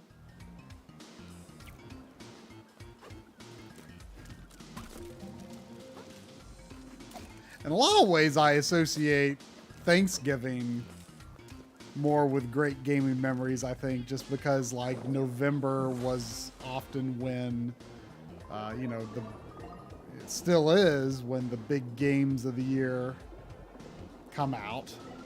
And, I would just do some good old binging over Thanksgiving break.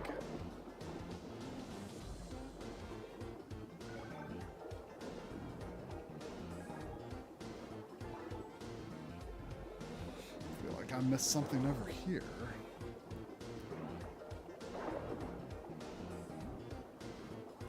I still have no idea what the oranges are for. Are they just like the gems in Klonoa? Like you're collecting them just as a clear bonus for the stage or something?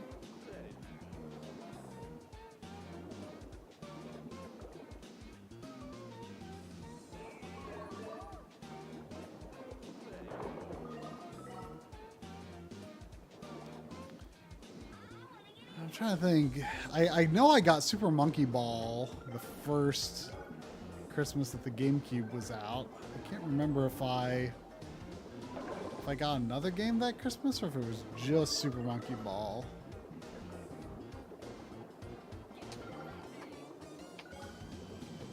All right. Well, she was asleep. Oh no! So I don't know how awake she's gonna be. There she is.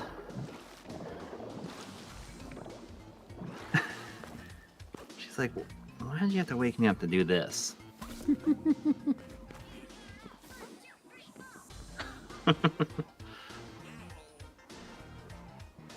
Yeah, I know you're barely awake right now.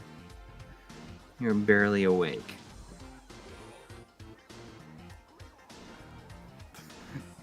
Well, I don't know why Dustin played GoldenEye in the freezing cold, but you know what? I don't even remember why I stumbled upon this. I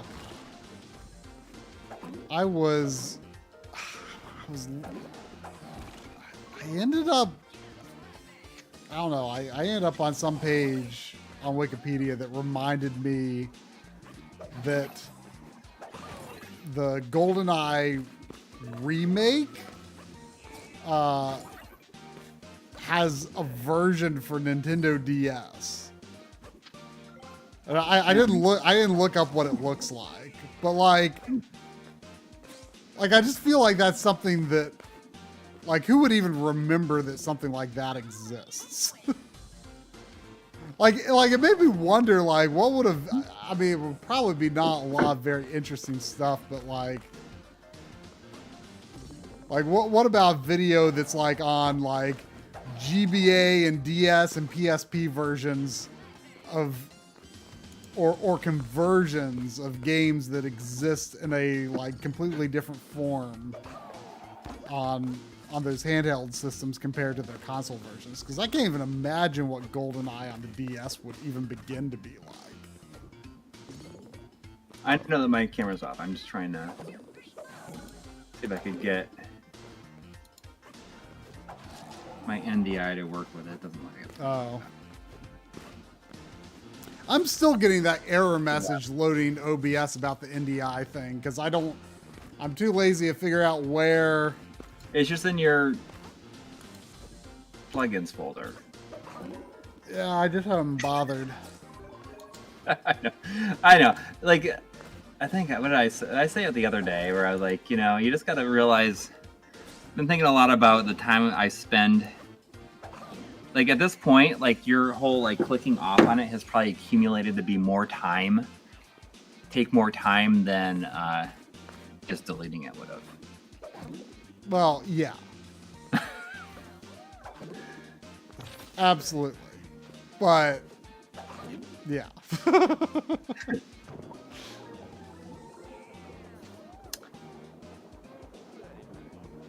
Oh, there's $2 donations from Kelly L.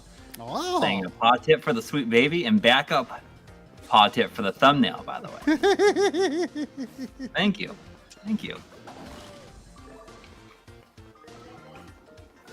Well, yeah, I just figured, well, why not have a dog on the Grapple Dog thumbnail, you know? Yeah. Seems like a thing to do. Sandy was wondering at that time why I was showing her things that had nothing to do with getting dinner.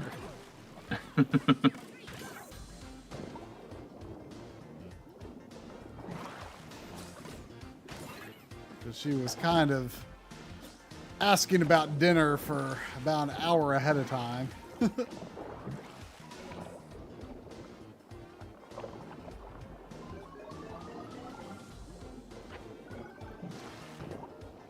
I thought of something I wanted to talk about when I was filling up my water, and now I can't remember what it was. This hasn't been that important.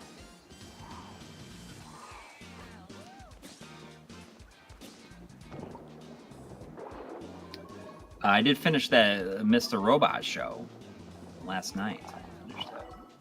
I don't remember that being a thing you were talking about. I don't know what that is.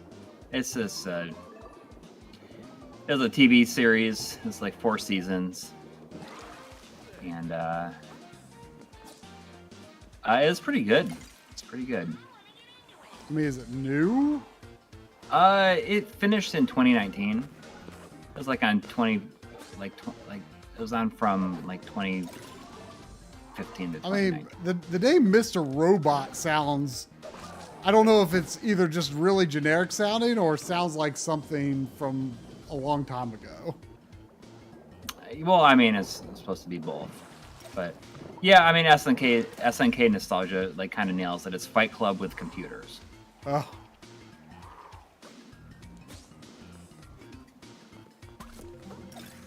I mean, it's pretty good. It's pretty good. It ended really well.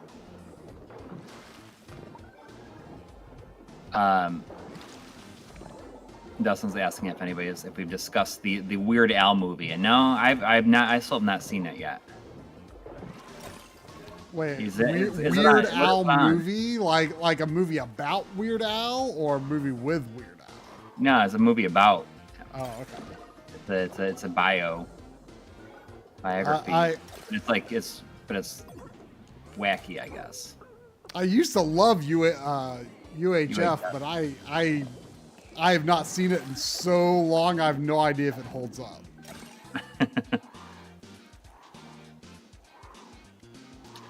No, it's just a biopic.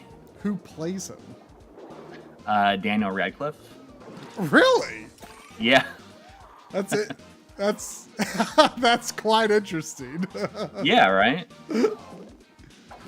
Oh, it's free on Roku, I guess.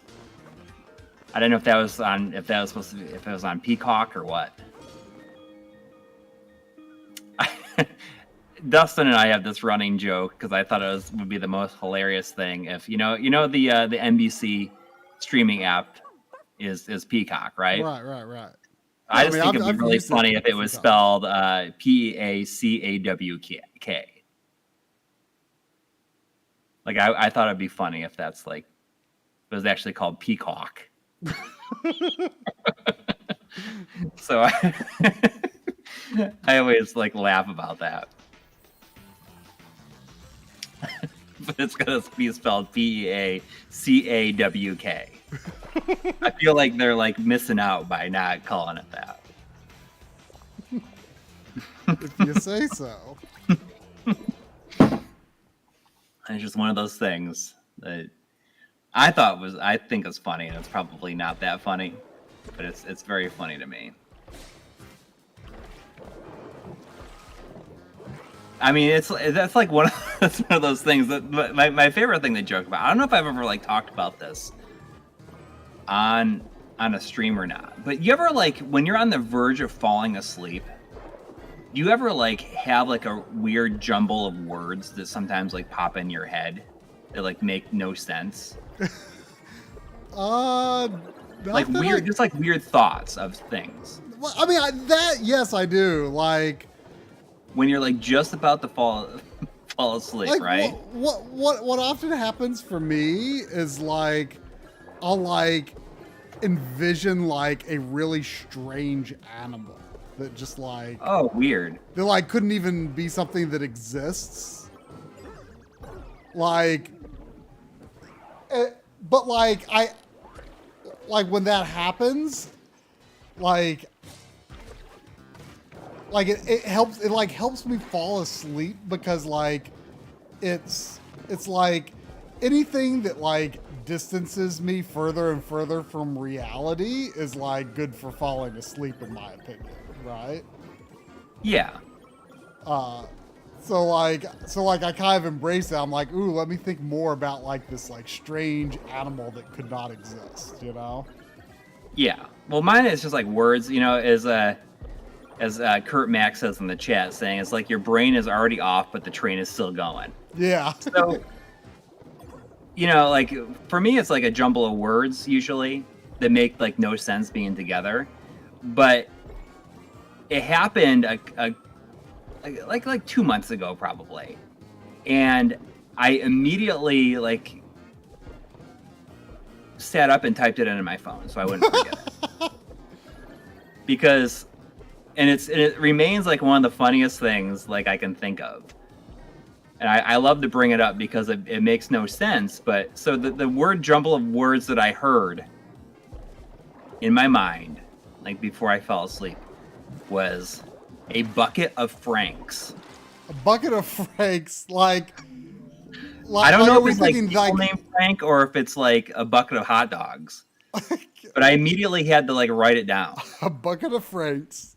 A bucket of Franks. Like that sounds like a good thing to bring to some sort of picnic or something, I guess.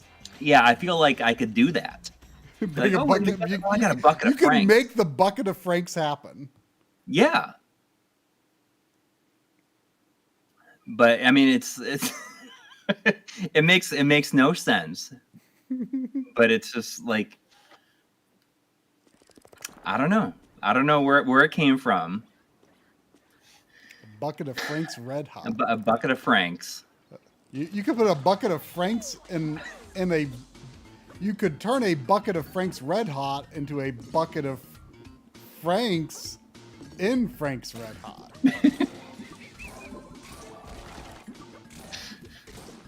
I was watching a video of that guy recording raccoons on his porch. I have no idea what that means.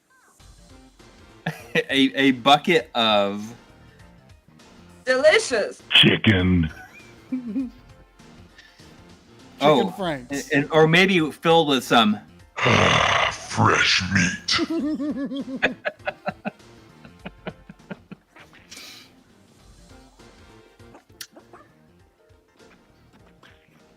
Too bad. Maybe I could time it to say delicious fresh meat. Maybe I could just change it so it doesn't have the on there. It could be like delicious fresh meat. But yeah, bucket of Franks. I don't know. That is definitely something. Any other good ones? No, that is like the only one that I wrote down. I got like other stuff. When you think of these nonsensical phrases, does it like help you fall asleep or does it like jolt you back awake? It very like never jolts me back awake. It was just in that moment. Like I heard it, I like sat up and I'm like, I'm gonna write it down.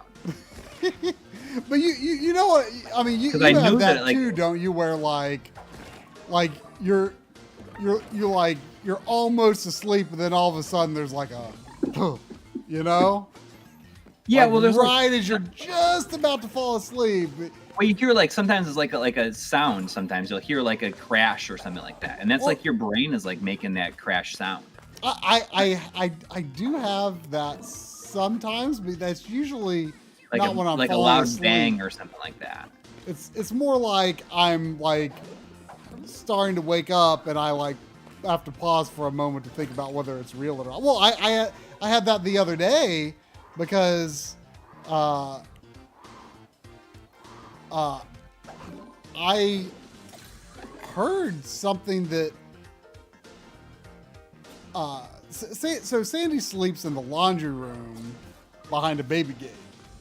And I know most people probably just let their dogs roam free at night, but like I feel like it's a good, you know, I didn't want her to roam free when she was a puppy, and then I guess I kind of just took the stance of, well, it's a good bedtime routine to just always put her in there, and you know, she seems to kind of actually like going in there at night.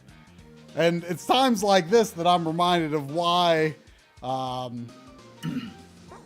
do that, because it was like 7:30, which is like super early for me to be getting up.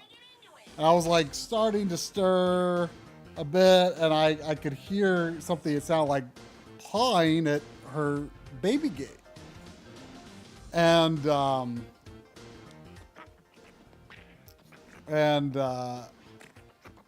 like had to, and she never does that. Like she never does anything like to try to get my attention overnight. She's always very quiet at night. And so I was like, that doesn't seem like something she would do. But then I like woke up a little more, and I could keep hearing it, and I'm like, I think Sandy's pawing at the baby gate. And man, it was, whew, it was a shit show. Yes, it was. She had some explosive diarrhea, let's say. And it was, I mean, oh man, it was covering every bit of floor space in there. So I very much understand why she was like, I got to get out of here. Yeah. So it wasn't good. I ended up taking her to the vet because she actually had a day of diarrhea the previous week too. So I was like, well, we should probably go to the vet, I guess. So she got some medicine. She's been fine. But it was, whew, yeah. But yeah, that was like, because like I have had times where I've started to wake up and I'm like, wait, did I hear Sandy make a noise? And it was just part of a dream, right? Or something like that. But this time it was actually for real. Oh, what is that?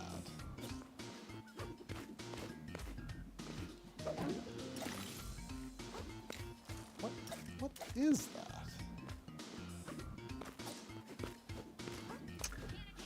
Oh, there's $2 Canadian from Sheldon Kelvin saying, check out Lunistis, cool indie game. I think I got an email from that about that. I saw that name. Yeah, that name came up somewhere in my peripheral vision. Yeah, I saw in the past day or email. two, and I can't remember what the context was. I'm gonna see if I can find it. I'm gonna find it. Let's see here.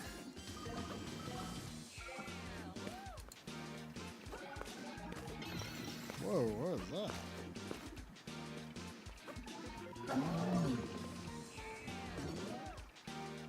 that? Yes, right here from email from the PR hound. From what? I don't know. The email is PR hound. Like they just send things saying like, "Hey, check out. Are you interested in a key for this?"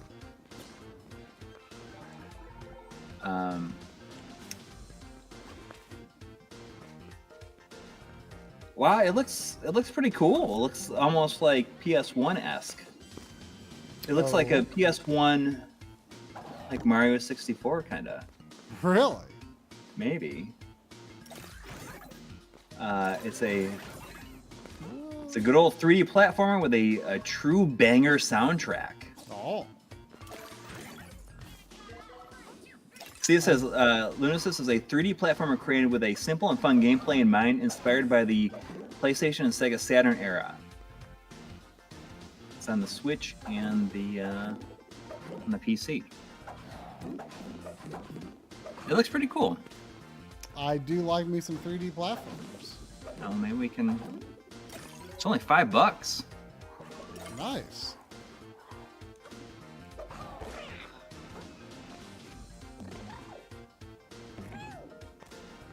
It's cool to see like more like PlayStation and Saturn inspired. I'm really excited to get that Frogun game. Yeah. I mean, it's. I think it's at Best Buy and stuff, but who even knows? I don't even know anymore. Like Well, I have like zero idea. There was an email like, saying that anymore. Frogun was shipping soon, but I don't know. Who knows what else that it was with? Yeah, I don't remember what else I ordered it with, so it'll probably still be a while before I get it. That's another game that I would definitely like to stream pretty quickly after getting it. There was a funny comment. You know, I think this is how I read across that GoldenEye on DS thing. There was a comment. I think it was in response to the games we played, saying like, "Oh, Ape Escape must have been developed by the same people who made this Rugrats game on PS1. It has the exact same art style." I'm like, I looked it up, and it was, I think the developer that did that might have been the one that did GoldenEye on DS. But anyway, like, I looked it up, and it's like, are you sure you're just not conflating PS1 graphics with art style? Yeah. I can understand, though. I mean, you know, they have big-eyed characters and stuff, but it's there's lots of PS1 games that are of that ilk visually. Mm-hmm. But I mean, you know, Ape Escape is definitely a very much a Japanese game, and the Rugrats game was not. Ooh. Is there something down here? Nope. Oops. No, you managed to like miss both of those. Huh? Wow. You like missed both of those cannons. Like, is there like a weird momentum? Like, is it really easy Well, to you miss? see that like you see the like under my health paw. Yeah, There's like a momentum. Yeah, sort of That like a momentum. momentum gauge, I guess. I mean, there's definitely, you know, some degree of challenge to the controls, but it's not overly fiddly, but it has its own distinctive feel, I would say. Yeah.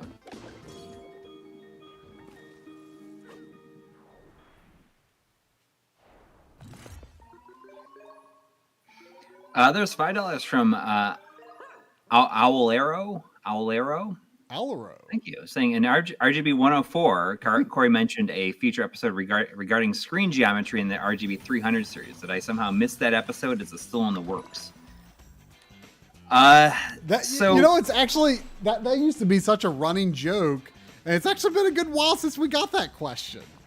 Yeah. I mean, It it might still happen eventually. Like, we have some material and stuff for it, but if you are really curious on this stuff, check out the Retro Tech channel, because he has like doing all the geometry stuff and calibration for so many different monitors on there already, and this like it's way more in depth than like what we'd be able to do. In fact, what we shot actually was with him. Yeah. So, I was feeling inspired at the time that we shot that to do it, but like I still wanted to shoot a little more stuff, and you know that was like literally right before the pandemic, and you know so that kind of got sidetracked. But I still want to do something with that material, but it's just not been a priority right now. But oops.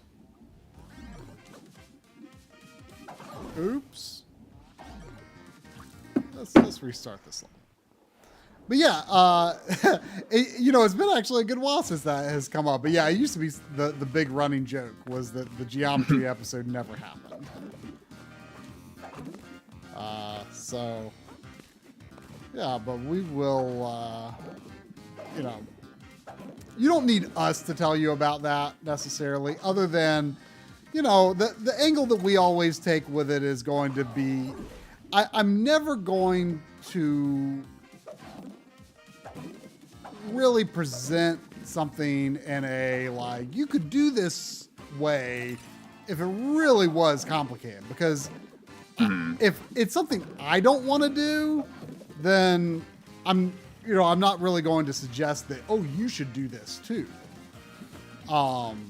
Because I'm not really into doing too much technical fiddling myself, in all honesty. So that I guess would be maybe the advantage of oh no. That I guess that would be the advantage of our episode, is like it would be dumbed down to, the points that a relative dummy would be comfortable doing versus, someone like Steve who actually has a lot of experience with it. Which, by the way, it was actually really cool that there was an article mostly about Steve posted on GameSpot, I think today. That's pretty cool. Yeah.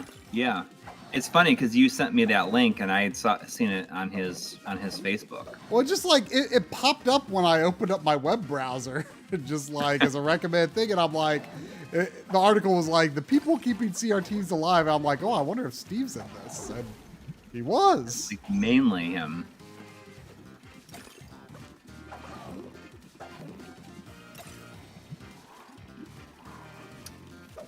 Oops. This is tough, it looks like. Well, this is a bonus stage. Oh, okay. And it has So we a had time limit.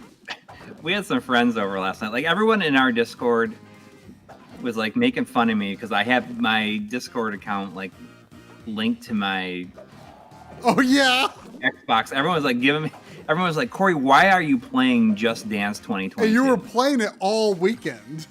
Well, you weren't, but your Xbox account. The thing is, like, I got a message from Chris from Classic Gaming Quarterly, and he's like says something else, and then like as soon as he finished saying what he's saying, he's like, also, why are you playing Just Dance 2022? Don't blame it on your kids. I know you're typing. I see you're typing right now, and you better not be blaming it on your kids. And you were. And, yeah, well, I mean, I was. I took a picture for him of like, because we had some friends over, and I hooked it up, and like, there was 6 kids playing it. Oh no! Oh no! Oh no! Oh no!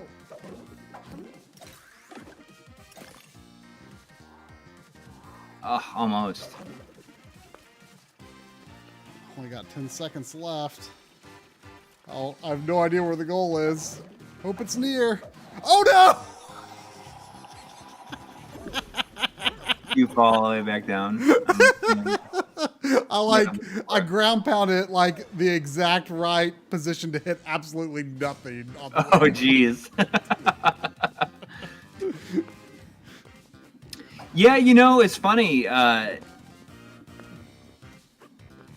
mean, I've never connected my Xbox or PlayStation to Discord. I mean, I think it's fun. Like, I think it's fine. But like that kind of inspired me to like once I did some research and found out that my old instruments would work, it inspired me to get Rock Band 4 digitally on the PS4, because I had it works with all the old instruments. The problem is you can't import the songs for 3 anymore. Like they stopped supporting that. Like I think the ability to do that to import from 3 ended like almost exactly 2 years ago. You know, you were talking back when I can't remember what I was streaming something like Quake maybe. There we go. When you were talking about when you got like the Just Dance like pass or whatever for your daughter and her friend over the weekend, but like, did you have to like resubscribe to that while you had these people over to get all of the songs? No, they actually just say use the songs that were built in. Oh, okay. But If you they no were longer playing had more- access to that stuff that you were talking about a while back, right? Right. I mean, it was like a whole thing. It was like I had to jump through so many hoops to get it like all up and running. But it's fine now. But and it's cool that the Just Dance, like whatever it is that they let you like access like all previous songs. It's cool. It's like $4 a month, and it doesn't like you don't subscribe to it. You just like pay for it like as you need it.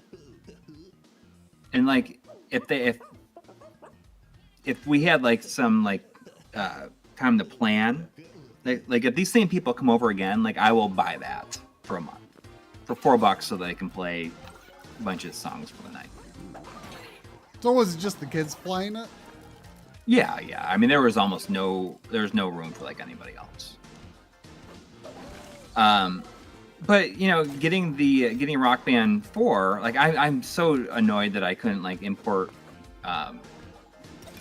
like everything from 3, because we used to, like, when I lived in New York before we had kids, we would always like have like these Rock Band nights. I mean, I have like 400 songs between like everything for Rock Band, and I figured like Rock Band 3 is kind of a pain in the butt to play, especially since I just have it on disc, and that feels like a game that's convenient to have like on a system as like digital, where it can just like I don't have to worry about having the disc, and I can put it on my PS4 like standard system, and I can put that in a different room, and the kids can play that, or we can just play that without having to like get the disc out and do all this other stuff.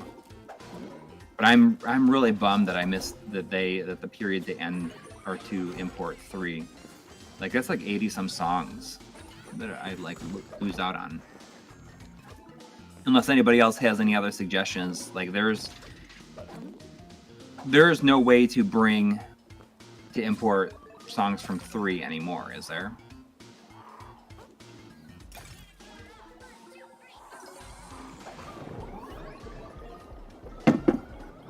I'm annoyed because the option to select import from Rock Band 3 like still exists in the game.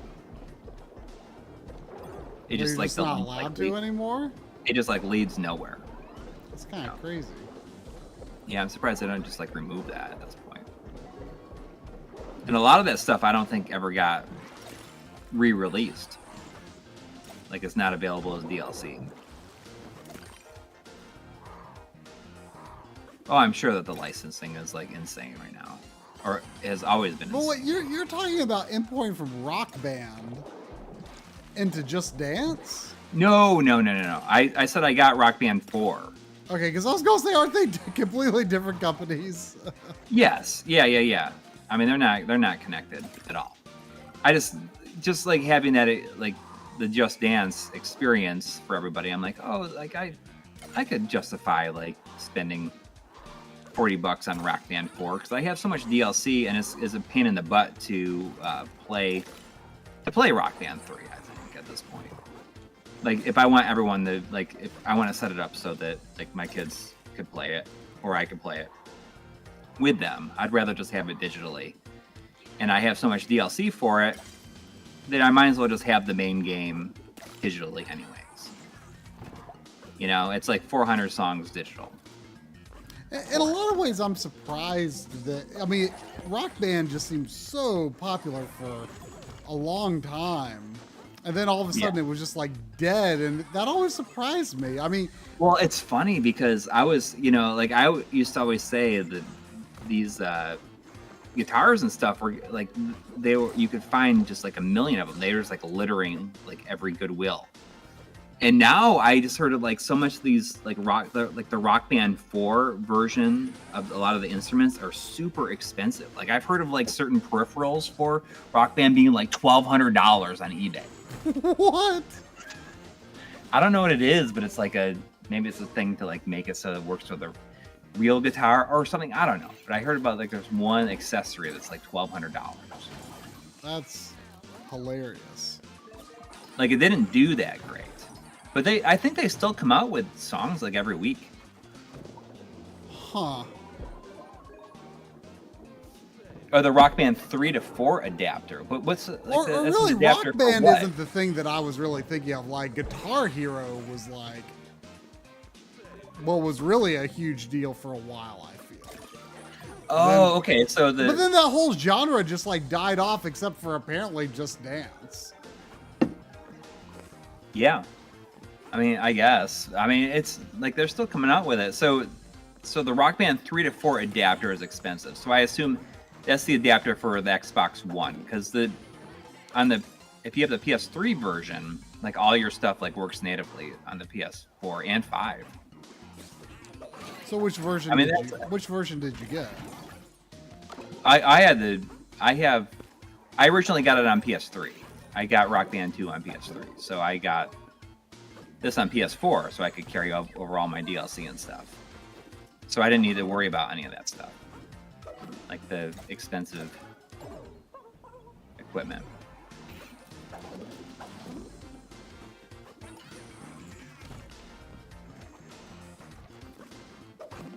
They did sell the PS4 version of Rock Band 4 like as a whole thing, but I'm not sure if it's. I think that everything is. Whoops. It's not available like new anymore. I'm pretty sure that didn't Harmonix got bought by Epic or something like that. Oh no! The full package runs $400 to $800. Phew. Isn't that funny? It's like they couldn't like give it away, and now it's like a CRT. They couldn't give it away for the longest time. Now everyone wants it.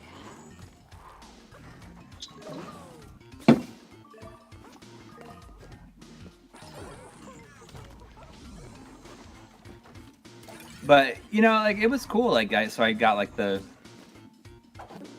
like the Rival bundle. I don't know what the Rivals means. I think it's like a whole other like mode or something like that.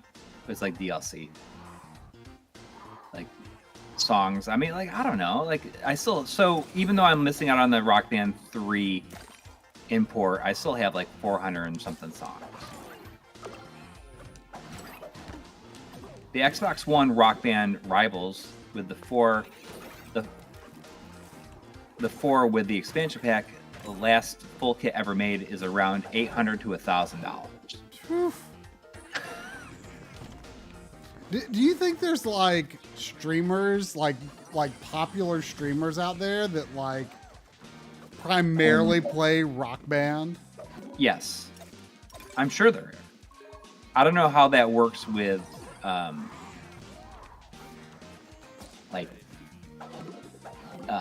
copyright strikes. Oh yeah, I guess that's true. Challenging. Like when did Rock Band kind of die off? Like how big was streaming at that point? Can't quite remember. Yeah, I don't know.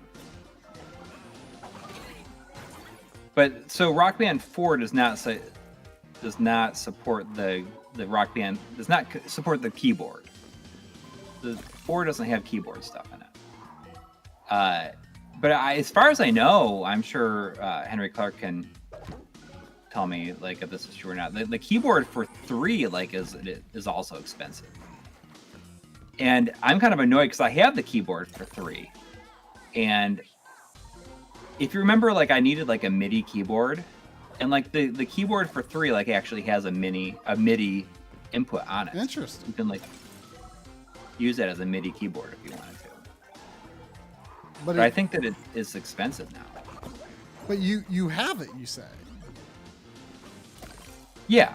Okay, saying last I checked, it was cheapish. I saw it like at that convention though I was at last week, and it was like it was like propped up behind the vendor, like in a way. It's like, hey, look at this expensive thing that we have.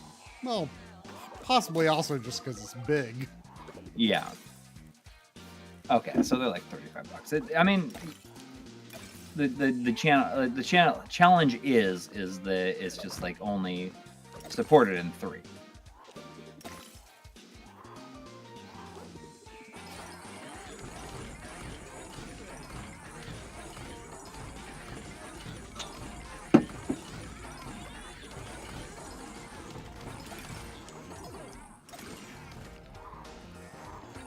But it's cool, you know, like mainly because I just want to, my kids, or my daughter especially, just likes to sing.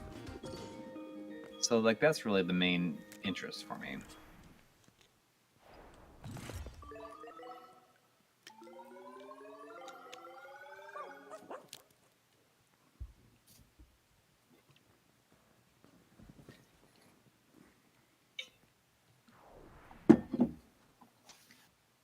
You haven't seen the big Guitar Hero streamer cheating stuff? That stuff is huge for streaming. What is the Guitar Hero streamer cheating stuff?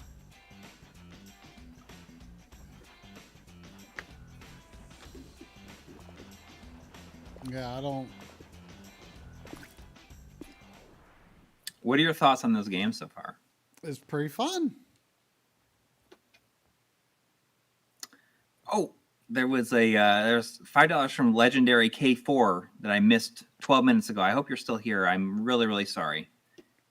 Saying, I like to think I have a curated collection, but I do have quite a few games I will never play, but I have a hard time letting go of them. What would you do? You know, I always feel like you and I are like kind of in a unique situation that makes it hard for us to really provide good perspective on that, because, you know, since we do YouTube, I feel like we look at anything and we're like, well, this is interesting. You know, this game might be useful for a video someday. You know, even if you could play it off flash card or whatever, you know, we like to show the real thing in B-roll and stuff like that. So, you know, I feel like if I didn't do YouTube and stuff like that, I feel like I probably would part with games these days from time to time, but I have not really gotten rid of games for years. But I'm kind of like you, where it's like, you know, I do have a curated collection. I only buy things I intend to play. Yeah. But you know, there are definitely things that's like, well, you know, I really kind of did just buy this like random collection or whatever for collection purposes, you know? Yeah. Or like here's a version of, you know, some Resident Evil game that, you know, that's like one of my weaknesses, is like I really like to get like different versions of various Resident Evil games that, you know, I don't actually need because I've got many other versions of them. You know, but I'm just like, oh, I like to have that. Yeah, exactly. I mean, you just never know when something might come in handy to have. And that makes it really tough for me to let go of things. Even, you know, like you said, like multiple versions of something. Like, you never know if, you know, like with certain games that I really like, you never know if something's going to run better. Mm-hmm. Or something. Well, and you know, another thing is like, even though I have like so much access to ways to, you know, try before you buy. You know, I could try it on the Mister. I could try it on flashcards and stuff. Like, I often don't. Like, especially if it's not like an ultra expensive game. I'm just like, oh yeah, I saw that game in a video one time and it looked really interesting or something, you know? Like, I don't know. I still kind of like buying a little bit blind on the game sometimes, just because I'm like, well, I'm pretty convinced that I'll like that based on what I've seen. I don't necessarily try it on a flashcard first sometimes. Sometimes I do that.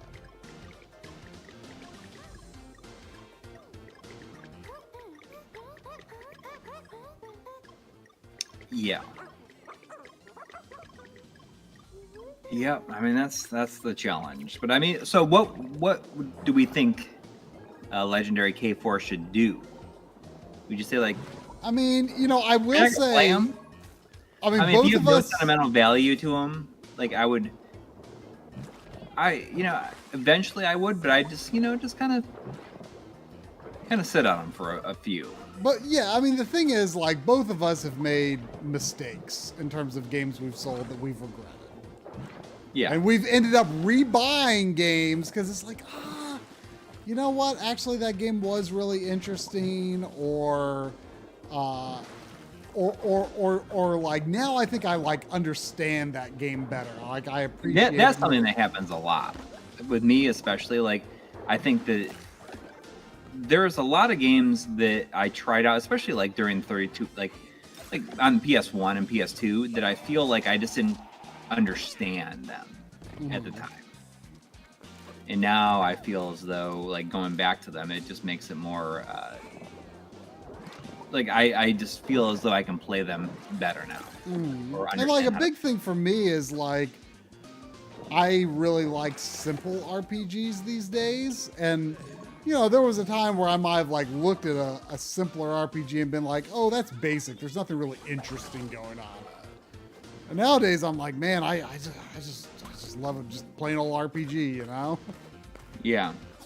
So I don't know, I mean, your taste can change, but like I say, because we do YouTube, it's a lot harder to get rid of stuff because you're looking at it and thinking like, oh, well, it might be useful someday. Yeah. You know, so, but I also say, you know, be careful about what you get rid of. You know, but at the same time, there's definitely a satisfying feeling to just clearing things you don't need out of your life. You know, that get a little bit of that spring cleaning satisfaction, you know? Yeah. There's something to be said for that kind of stuff. Absolutely. 100%.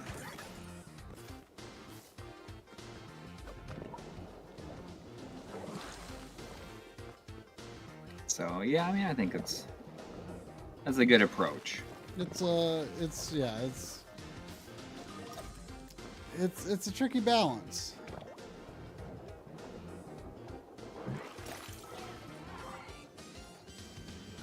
Yeah, I mean, like I think about it a lot. If we didn't do the show, like there's a lot of stuff that I probably like probably wouldn't have even bought in the first place, and B, like wouldn't even have. Yeah.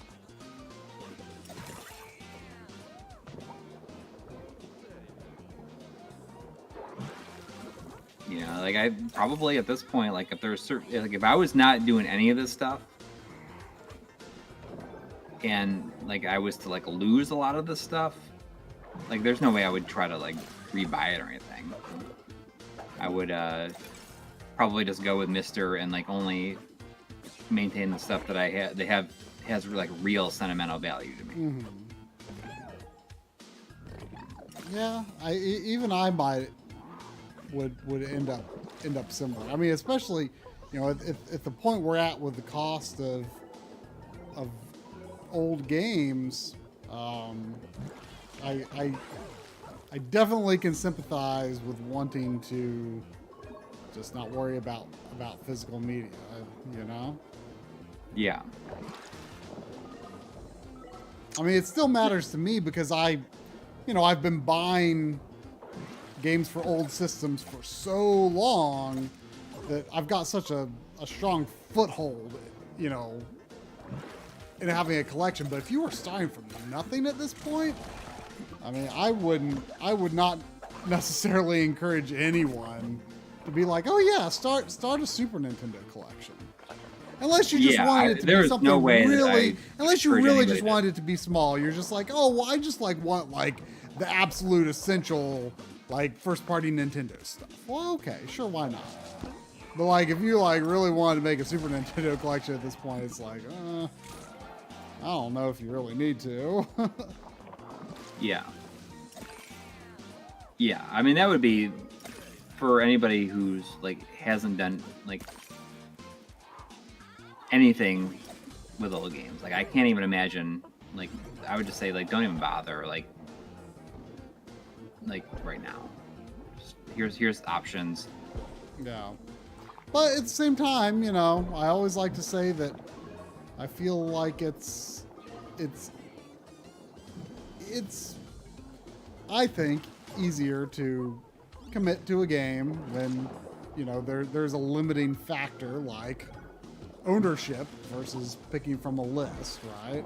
Right. So that's, you know, that's a big thing for me. And I feel like there's a lot of people who think like, oh, that doesn't have any impact on how I play games. But sometimes I wonder, like, do you just think it doesn't?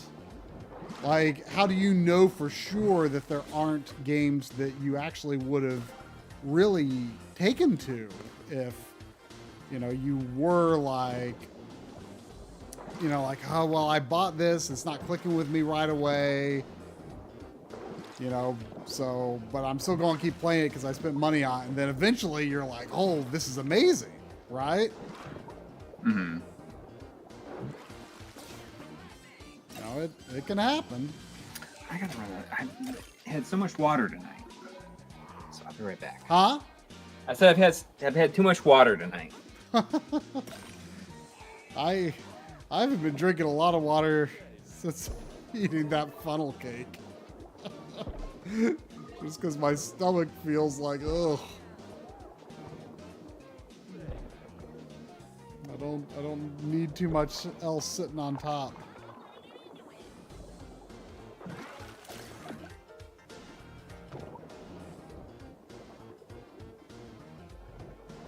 Library still has PS2 games. Man, that's awesome.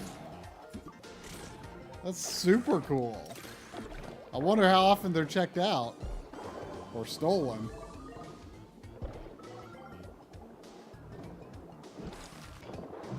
That's actually, I got a thing or two from, you know, our friend Drumble used to work at a library, and he kind of became in charge of curating their game collection. And like he set aside things that you know that were donated but weren't actually useful for the library to have. Like, for example, a PS2 copy of Treasures of Otter Gone, which is the third Final Fantasy XI expansion. I mean, you can't do anything with just a code or with a disc for the game. You know, you can't install it or anything. You can't add it to your Square Enix account, you know, as an official service you can use. So that was pointless. But hey, I wanted it for my collection. I do wish I had a PS2 Wings of the Goddess. That was actually one of the reasons that I ended up eventually switching to the... when I started playing the game again in 2010, I wasn't necessarily playing to get the extra expansions at first. Because I kind of just wanted to like beat like the base storyline at first. That was kind of my main intention initially. And but then when I did want to do more, and I wanted to have access to the Wings of the Goddess jobs. I found it a lot easier to get Wings of the Goddess as a PC, all-in-one version versus trying to track down a PS2 disc of Wings of the Goddess at that point.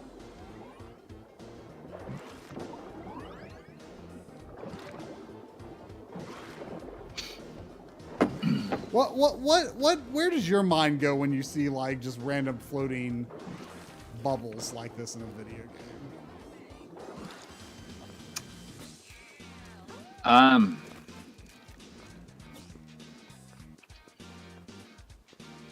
I don't know, like when people got shot in zero gravity in Star Trek 6. I mean, I guess I meant in terms of like what game most inspired it. I mean, those kinds of things exist in like Kirby to some extent, but for some reason, before my mind goes to Kirby, it goes to Donkey Kong Jungle Beat. I always think of those. Some of the later worlds have those like just floating bubbles for no reason.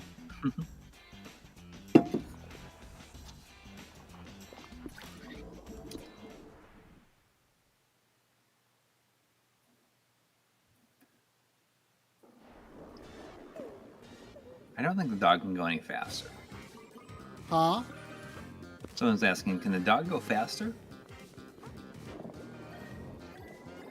I mean, he does have a momentum thing going on, but I'm not necessarily the best expert at using it. But no, I mean his running speed does cap out, and it's not like extraordinarily fast or anything. Whoopsie. Whoopsie.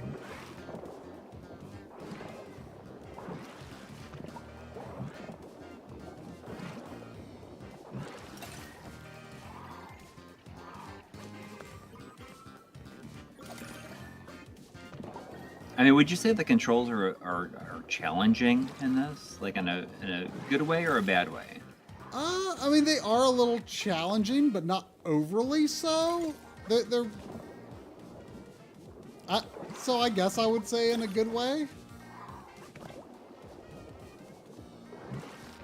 Is it about what you expected, or is the game different than what you're expecting? Pretty similar to what I expected. I think my one critique would perhaps be that I should probably go like that if time wasn't up. I think my one critique would be like the levels are a little long. I'm surprised how long the levels are. Like, just because the graphic style is like so GBA-esque, and it's like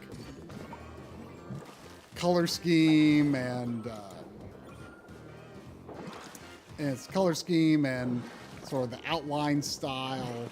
I think I was like expecting like more of a bite-sized GBA style level design, and they're fairly lengthy. I mean, not to the point of annoyance, but I am a little surprised they're as long as they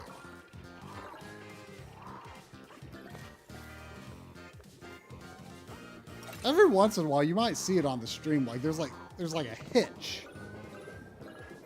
Well, I saw it right there, but I thought it's not even. It's weird. It's not even. It's pretty major. Huh? It seems like kind of a major stutter. It is a major stutter. It's like I wouldn't like it's like I wouldn't even consider it like a frame rate thing. Yeah, it's like it's just like the game just like seizes up for a moment for some reason. Yeah, I thought that could like really mess you up. Oh, but it doesn't necessarily seem to. I don't I have to thought do that was these just like a bonus thing with the stages, but I stream. want to. Huh? I thought that was just like a thing with the stream.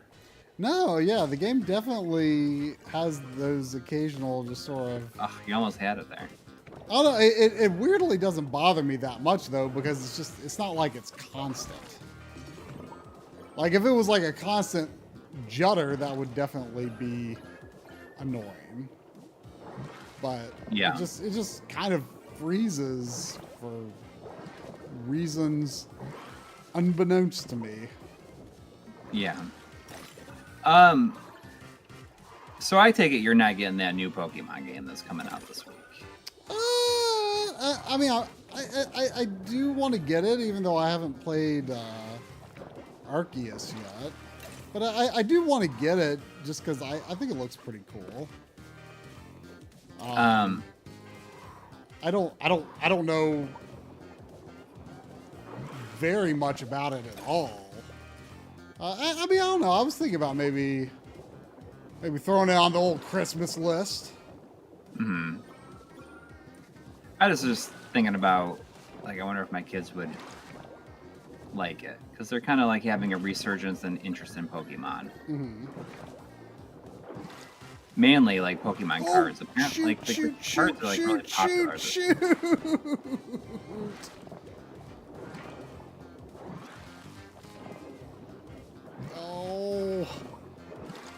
Oh man, I was so close. I was so close, Sandy. I was so close. For like, I know that the game is leaked and is out there.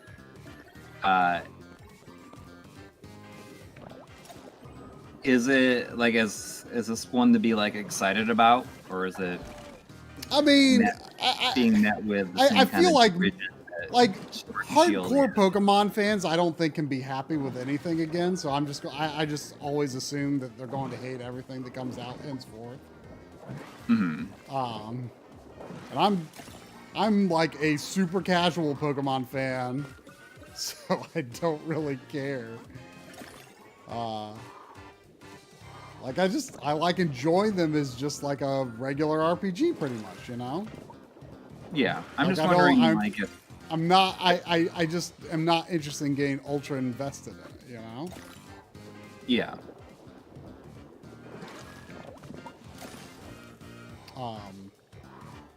But like, people did not particularly like Sword and Shield.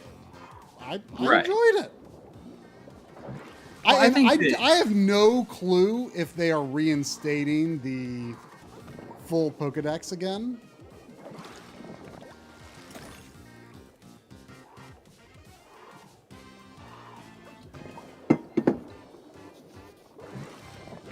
Why can't I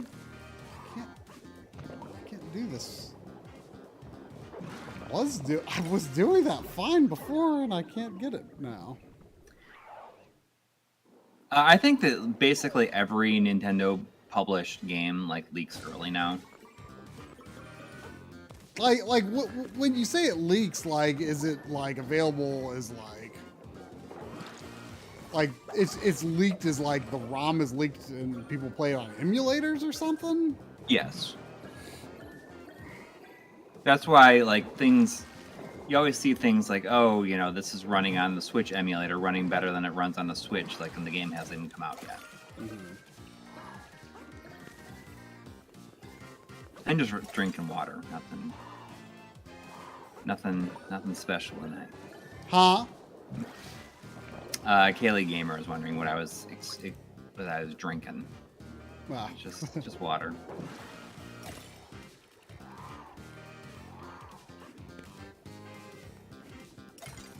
But I mean, I'm curious if this new one is like has fixed a lot of the people's issues with like the Sword and Shield. Like, is I it think is the it seem to big be, like, issue well was- liked compared to? I mean, I guess there were. I mean, I think most issues with Sword and Shield was like some sort of perceived Game Freak laziness. Yeah. You know, it's like, oh, they can't be bothered to make all the Pokemon It's just, like, again. real bad. Like, You know, I just thought- the animations are the exact same things as the previous game. You know, it was it was stuff like that, you know. And to be fair, the game felt the disappointment. The biggest disappointment with Sword and Shield to me was it almost felt like, and this may be true for all I know. Or it may be confirmed. I don't know, but it feels like it started off development on 3DS, and that a lot of the assets were never upgraded for Switch. Just like, especially the environmental assets, there's just a lot of geometry that feels very, just feels very simple with poor quality textures. I mean, you know, I don't care. It wasn't anything to make me want to raise a fuss about. I enjoyed the game. I enjoyed it. I don't know what to tell you. Mm-hmm. I'm just wondering if, like, what the general consensus has been on it so far.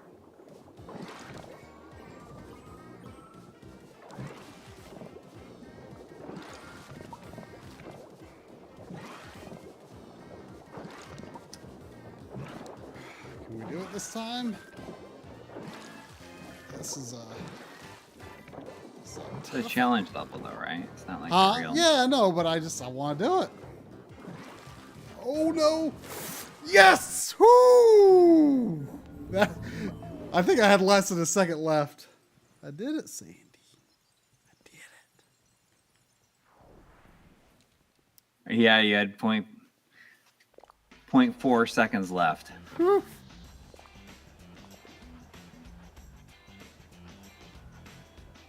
Looks like one more level and then a boss level. You think I should? Yeah, we can probably do that, and then it's a good stop. Well, the boss level is a level unto itself based on the previous boss level. Mm-hmm. Oh, so we got a notification of a new member, Nana Cheesecake. Thank you. I wonder. Cheesecake.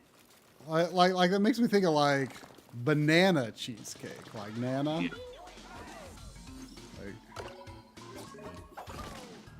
It's a good. I can't think. I don't know if like bananas and cheesecake is like a thing people actually do or not, but I can't think of why it wouldn't be good.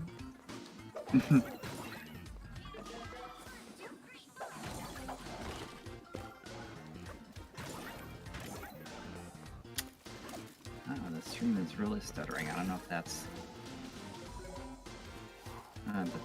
you or if that's the stream or what. Huh? My stream is chugging. Oh. It's like lost the. No, I mean I think video. the game's Okay, running I'll fine back. recently. Oh, maybe not. I mean. Yeah, I mean that Atari 50th looks like really, really good. And like I said, like before the stream started. Oh yeah, what is that? Like, I mean, I actually don't know that much about what it is. It's a Digital Eclipse collection that has like 100 Atari games on it. Like not Atari, like only Atari 2600 or anything like that. It has everything. It has a whole bunch of. It has 100 Atari games, like from 2600 up to the Jaguar. On it. And it is put together in a way that contextualizes a lot of the stuff, so it has like the most fully featured like museum stuff I think they've ever done. Wow. And the way that it's like has interviews and all this other stuff in there. There's like tons of content.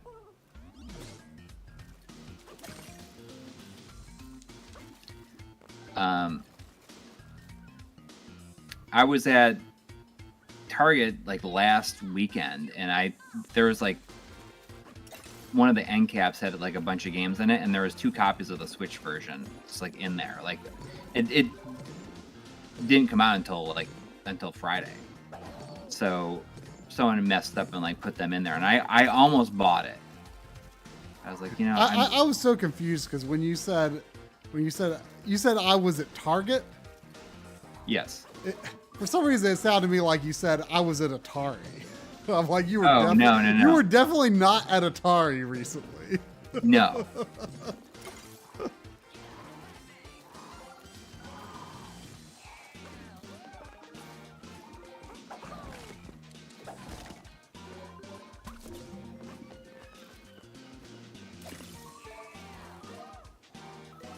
Alex Castro is asking if you could port any game over to modern consoles, what would it be? I want to say it would be Golden Axe: The Revenge of Death Adder. That's what I want. Yeah, I mean, it would definitely have to be something that couldn't be easily played. It's something like arcade or an old PC game or something like that, because for the most part console games are relatively easy to play and get going. Like I don't know, like something like an MSX collection would be really cool, Yeah. or Sharp X6800 or 1000 or whatever. Because there's just so many good Japanese games on those systems, Mm-hmm. Like, I'd love to see a collection of that kind of stuff. I mean, there have been things like Castlevania Chronicles on PS1. Although that in and of itself, because that's such an expensive game, I'd like to see a new version of that. Like, that's never made it into any of the Castlevania collections. It's kind of surprising, I guess. I guess PS1 emulation could be considered a different beast. But yeah, that would be interesting. But regular consoles for sure easy. Snatcher would be a massive one for sure. Yes. A lot of the stuff that people considered to be kind of missing from the Genesis Mini 2, right? Some of the working design stuff. Yeah.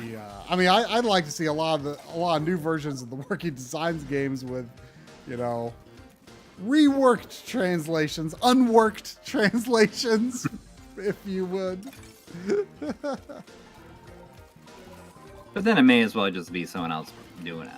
Well, yeah, it would be starting from scratch, but I'm just saying, like, I want those games, but I'm not a big fan of the working designs translation style. Mm-hmm.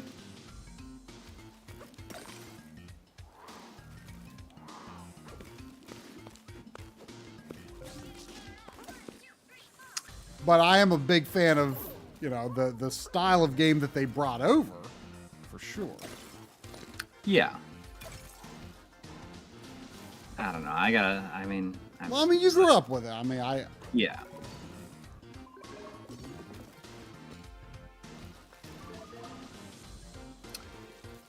Oh, Brutes McGee says, Little Ralph. Oh, yeah. Amazing. There's definitely like a lot of like expensive PS1 games that would be good in addition to like some maybe obscure computer and arcade stuff. Yeah. Oh, Planet Harriers, good. I never played it, so I can't really. I wonder if it's any good. Is that the Saturn game? It's Naomi. Ah. Is it Naomi, or is it just? I don't know. It might. Maybe it's not Naomi. Or it might be a Thomas Wave. I don't know. No, it's not a Thomas Wave. It's got to be Naomi.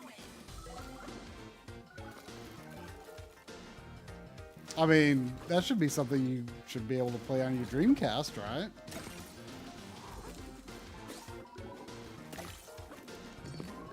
I don't know how much work is involved. Well, if it was a Thomas Wave, it would be, yeah, but I'm not sure. Oh, so you can play a Thomas Wave but not Naomi?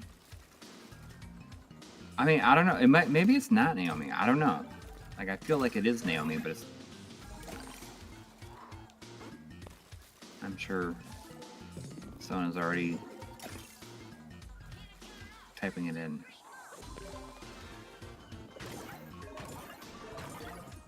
The Hikari one? Is that what the board was? I don't know. Doesn't sound familiar.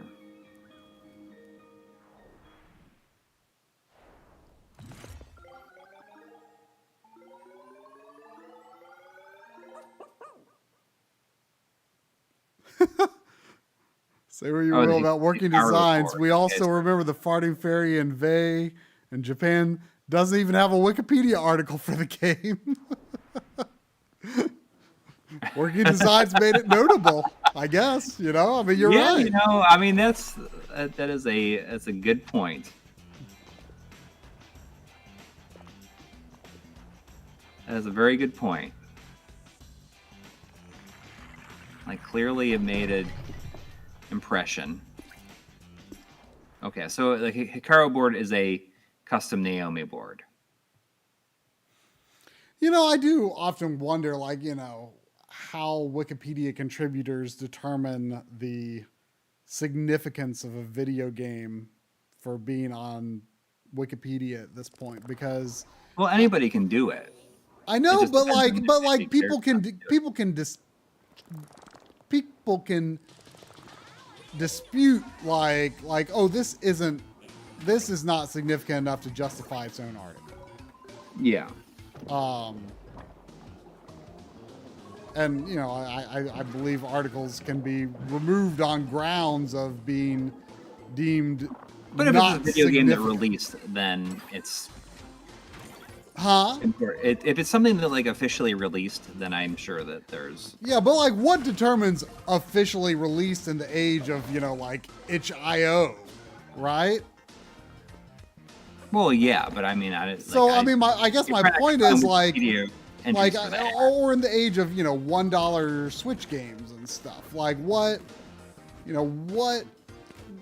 determines significant enough, you know? Yeah.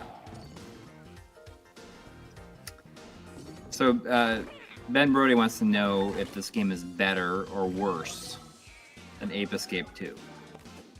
Better or worse than Ape Escape 2? It has to be one or the other. You can't say they're not comparable. Is it better or worse than Ape Escape 2?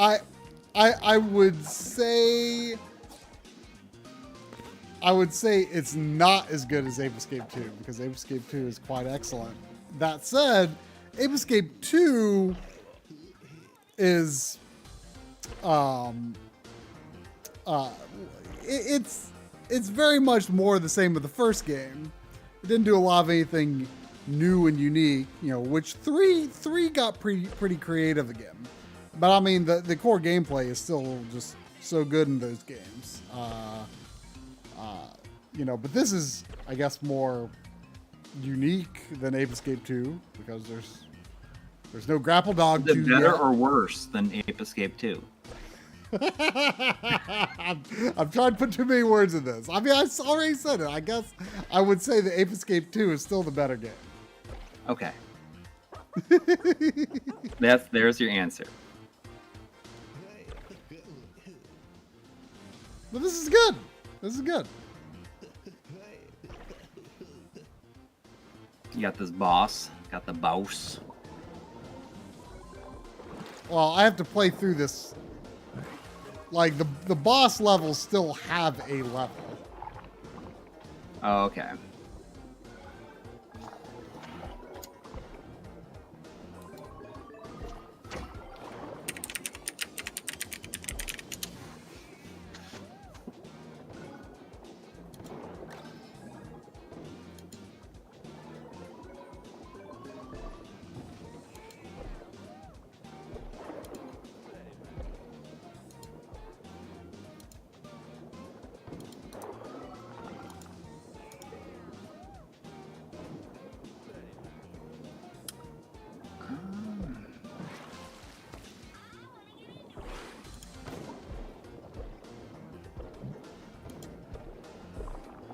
I like the Ape Escape out in Metal Gear Solid 3. I have not played Metal Gear Solid 3 since getting into Ape Escape.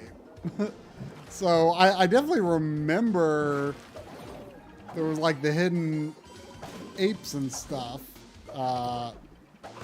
back when I played the game originally. But, remember, I didn't, I played Metal Gear Solid 3 when it was new, and I've played through it a couple of times since. But I only got into Ape Escape a few years ago. Oh, this is tricky. I almost bought Ape Escape 3 at the convention I went to last. Yeah, how week. much was it? So it was $90, but it was sealed. Oh, well. I know, it's like such a like. That does seem like not. I mean, that does seem pretty reasonable for a sealed game. It does, but I mean. But at the same time, I wonder what the used price is, and you'd be taking it away from someone who actually wants a sealed copy. Yeah. And wants to keep it sealed. Exactly. Although it makes me sad to think of a copy of Ape Escape 3 that will not be played, but different strokes for different folks. It's all right to collect sealed games. Not for me, but you into what you into.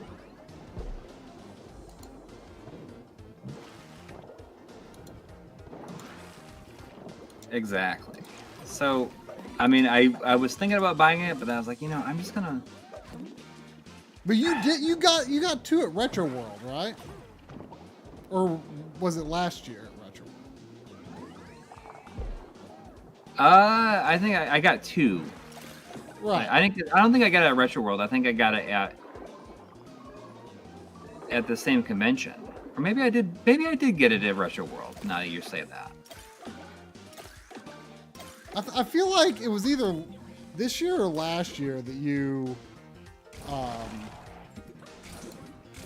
got like Ape Escape 2, or did you basically just buy like Breath of Fire 2 this year?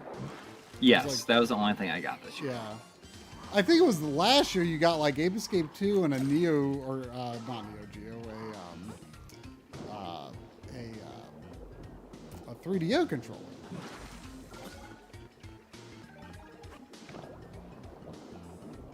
Whoa, hey. Yes.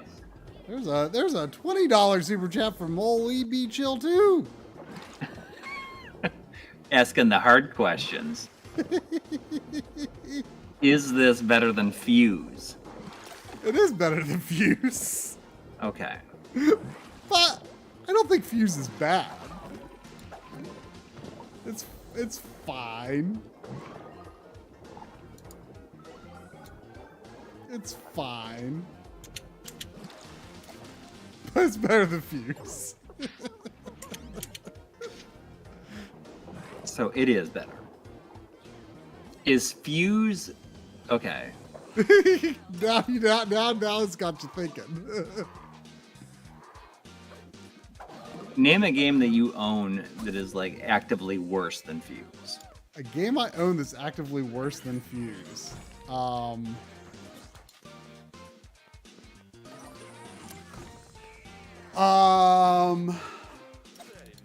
Final Fantasy Crystal Chronicles. The Crystal Bearers. Not Crystal Chronicles. Final Fantasy Crystal Chronicles is better than Fuse. Final Fantasy Crystal Chronicles The Crystal Bearers is worse than Fuse. Yoshi's New Island is worse than Fuse.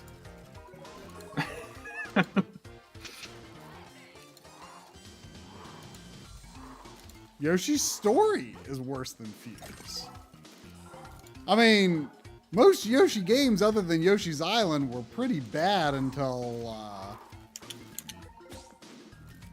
maybe not bad. There were some bad ones though. New Island is bad, but like Woolly World was like the first time that it was like actually pretty close to hitting the mark. I mean, I thought it did hit the mark. I mean, it's not as good as Yoshi's Island, but it feels like the first one that understood. Yes. And so Crafted World, like that's something I should play. Like that's a game that I started like just with the kids, but I didn't have that same I didn't have the same interest in it. Yeah, the music pulls it down quite a bit, as well as, Which is like so weird because the music, like, what is it with Yoshi Island games just having such a hard time with music? other than the first. And I think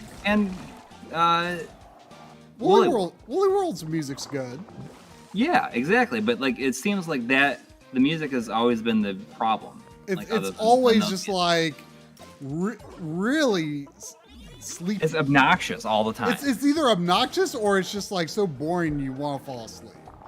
Yeah, I thought this was a boss level. It is, but I told you there's a level. Oh, okay. But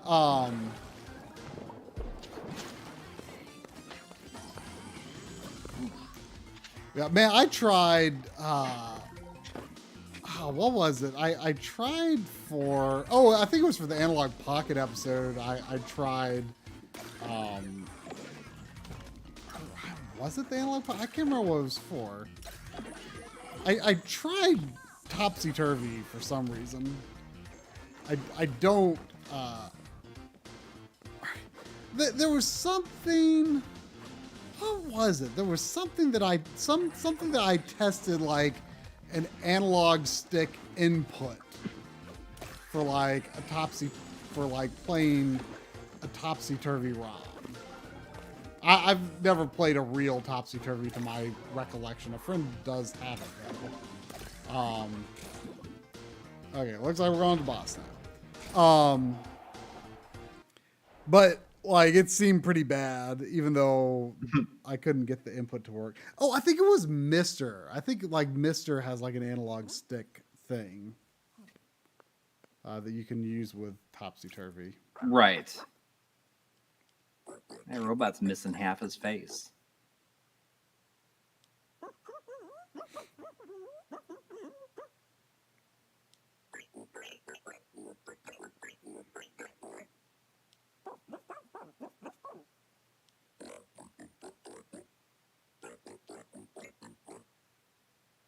So long, silly doggy.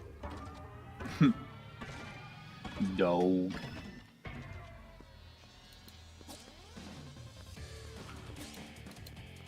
Okay, this is not another runaway like the first boss.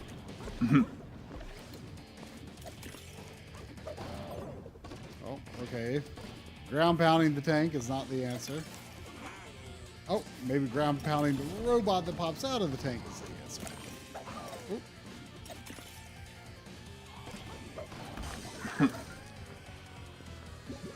Oh, it dropped a dog bone for me.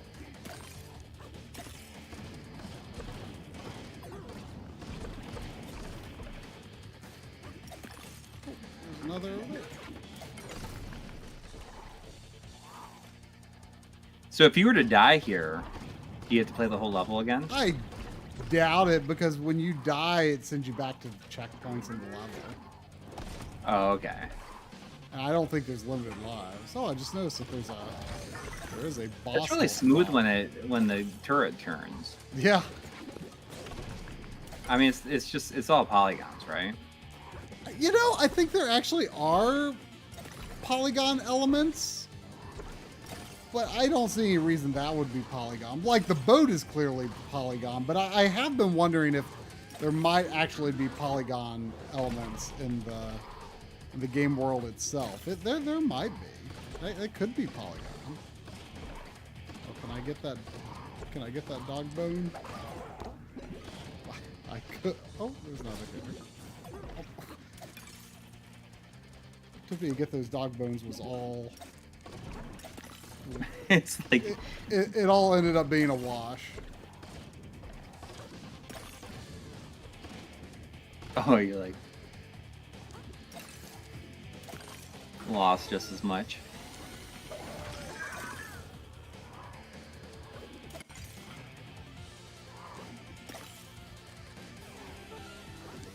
Oopsie.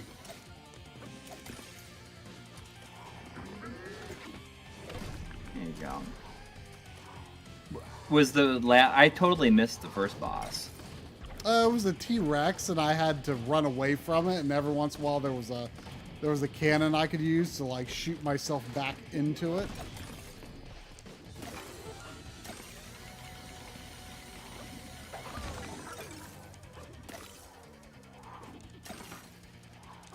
Killzone 3. That's like that was really impressive. Whoa! There's $20 from Chicken. and fish. Which sounds delicious. Kinda. It sounds Cool decision. oh, it doesn't sound there's Delicious. Not cool decision. I hit the wrong one. Sounds like fresh meat, if you ask me. Yeah, it's like sounds like Fresh meat. thank you, Chicken and Fish. Chicken and Fish said, hi everyone. Ah. My 8-bit doke D-pad is great, but not as good as the Game Boy Micro pad, in my opinion. Talking about getting older earlier, I turned 35 this week. Time flies, and not at the same time, you know. Brave Fencer Musashi forever. I really need to replay Brave Fencer Musashi. Yes, and happy belated birthday. Yeah. I mean, time flies, but not at the same time. I mean, I'm not entirely sure what you mean by that, but my interpretation of that has been like, I've just been thinking a lot lately how the older I get, just the more the past becomes like an amorphous blob of time that like, it's not so much about points along the way of like when, when this happened or when that happened. Like, it's just like it happened at some point and it's swimming around and my brain is like somewhere in the past, but I don't always know which came first or second. Some things I can tell y'all about. Some things, especially more recently, is like, I don't even know. Yeah, it depends. Like, I feel like the last couple of years it feels like I don't know, like it's all like one big, like a month of time or like a year of time. It's been Or 5 years of time. Yeah.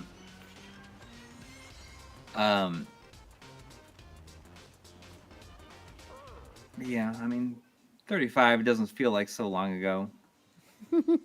3 years ago for me.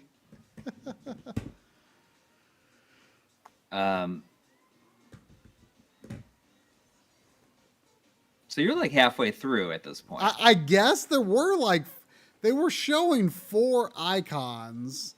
Yeah. So I don't know if like, I wouldn't be surprised if there was like a surprise 5th world after.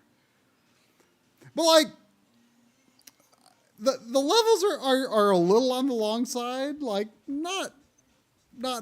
It's not like Bayonetta 3. Yeah, not necessarily obnoxiously long, but I feel like maybe if it moved just a little faster, it'd be even better, but it's quite good. I enjoy it. I like the look of it. I like the feel of it. I like the sound of it. So it's a charming game. Yeah. But probably not as good as Ape Escape 2. But better than Fuse. Better than Fuse. I feel like we should start doing that in videos where we say like this game is better than some like totally unrelated game. And then like get so many angry comments of people saying like I mean, why would you even make that comparison? I mean, it's good, but it ain't no Link to the Past. But it is, however, better than like what's like the worst game you can think of. Like Crystal Bear, Final Fantasy Crystal Bearers. Yeah, it's better than Maximum Carnage. Exactly. It's better than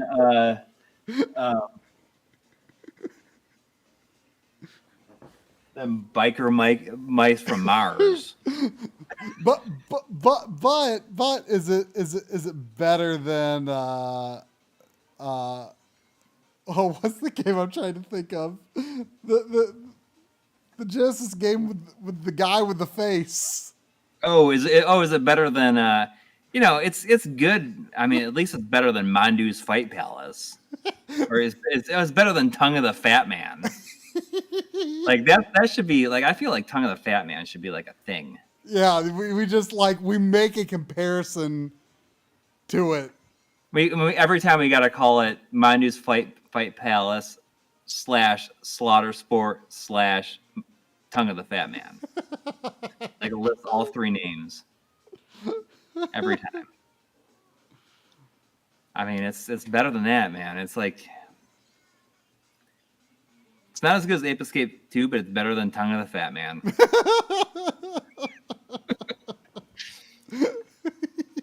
I mean, like when they came up with the name, like let's call this game Tongue of the Fat Man.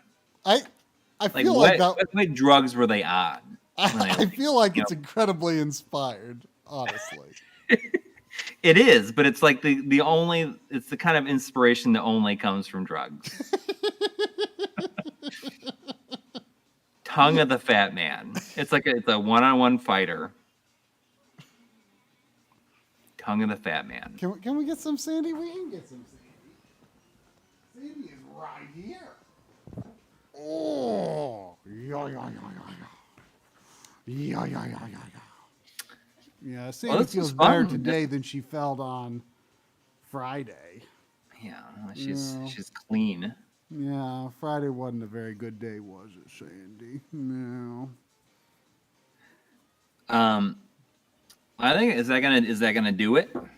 I guess that will do it. Thank you to everybody who donated tonight. Thank you so much.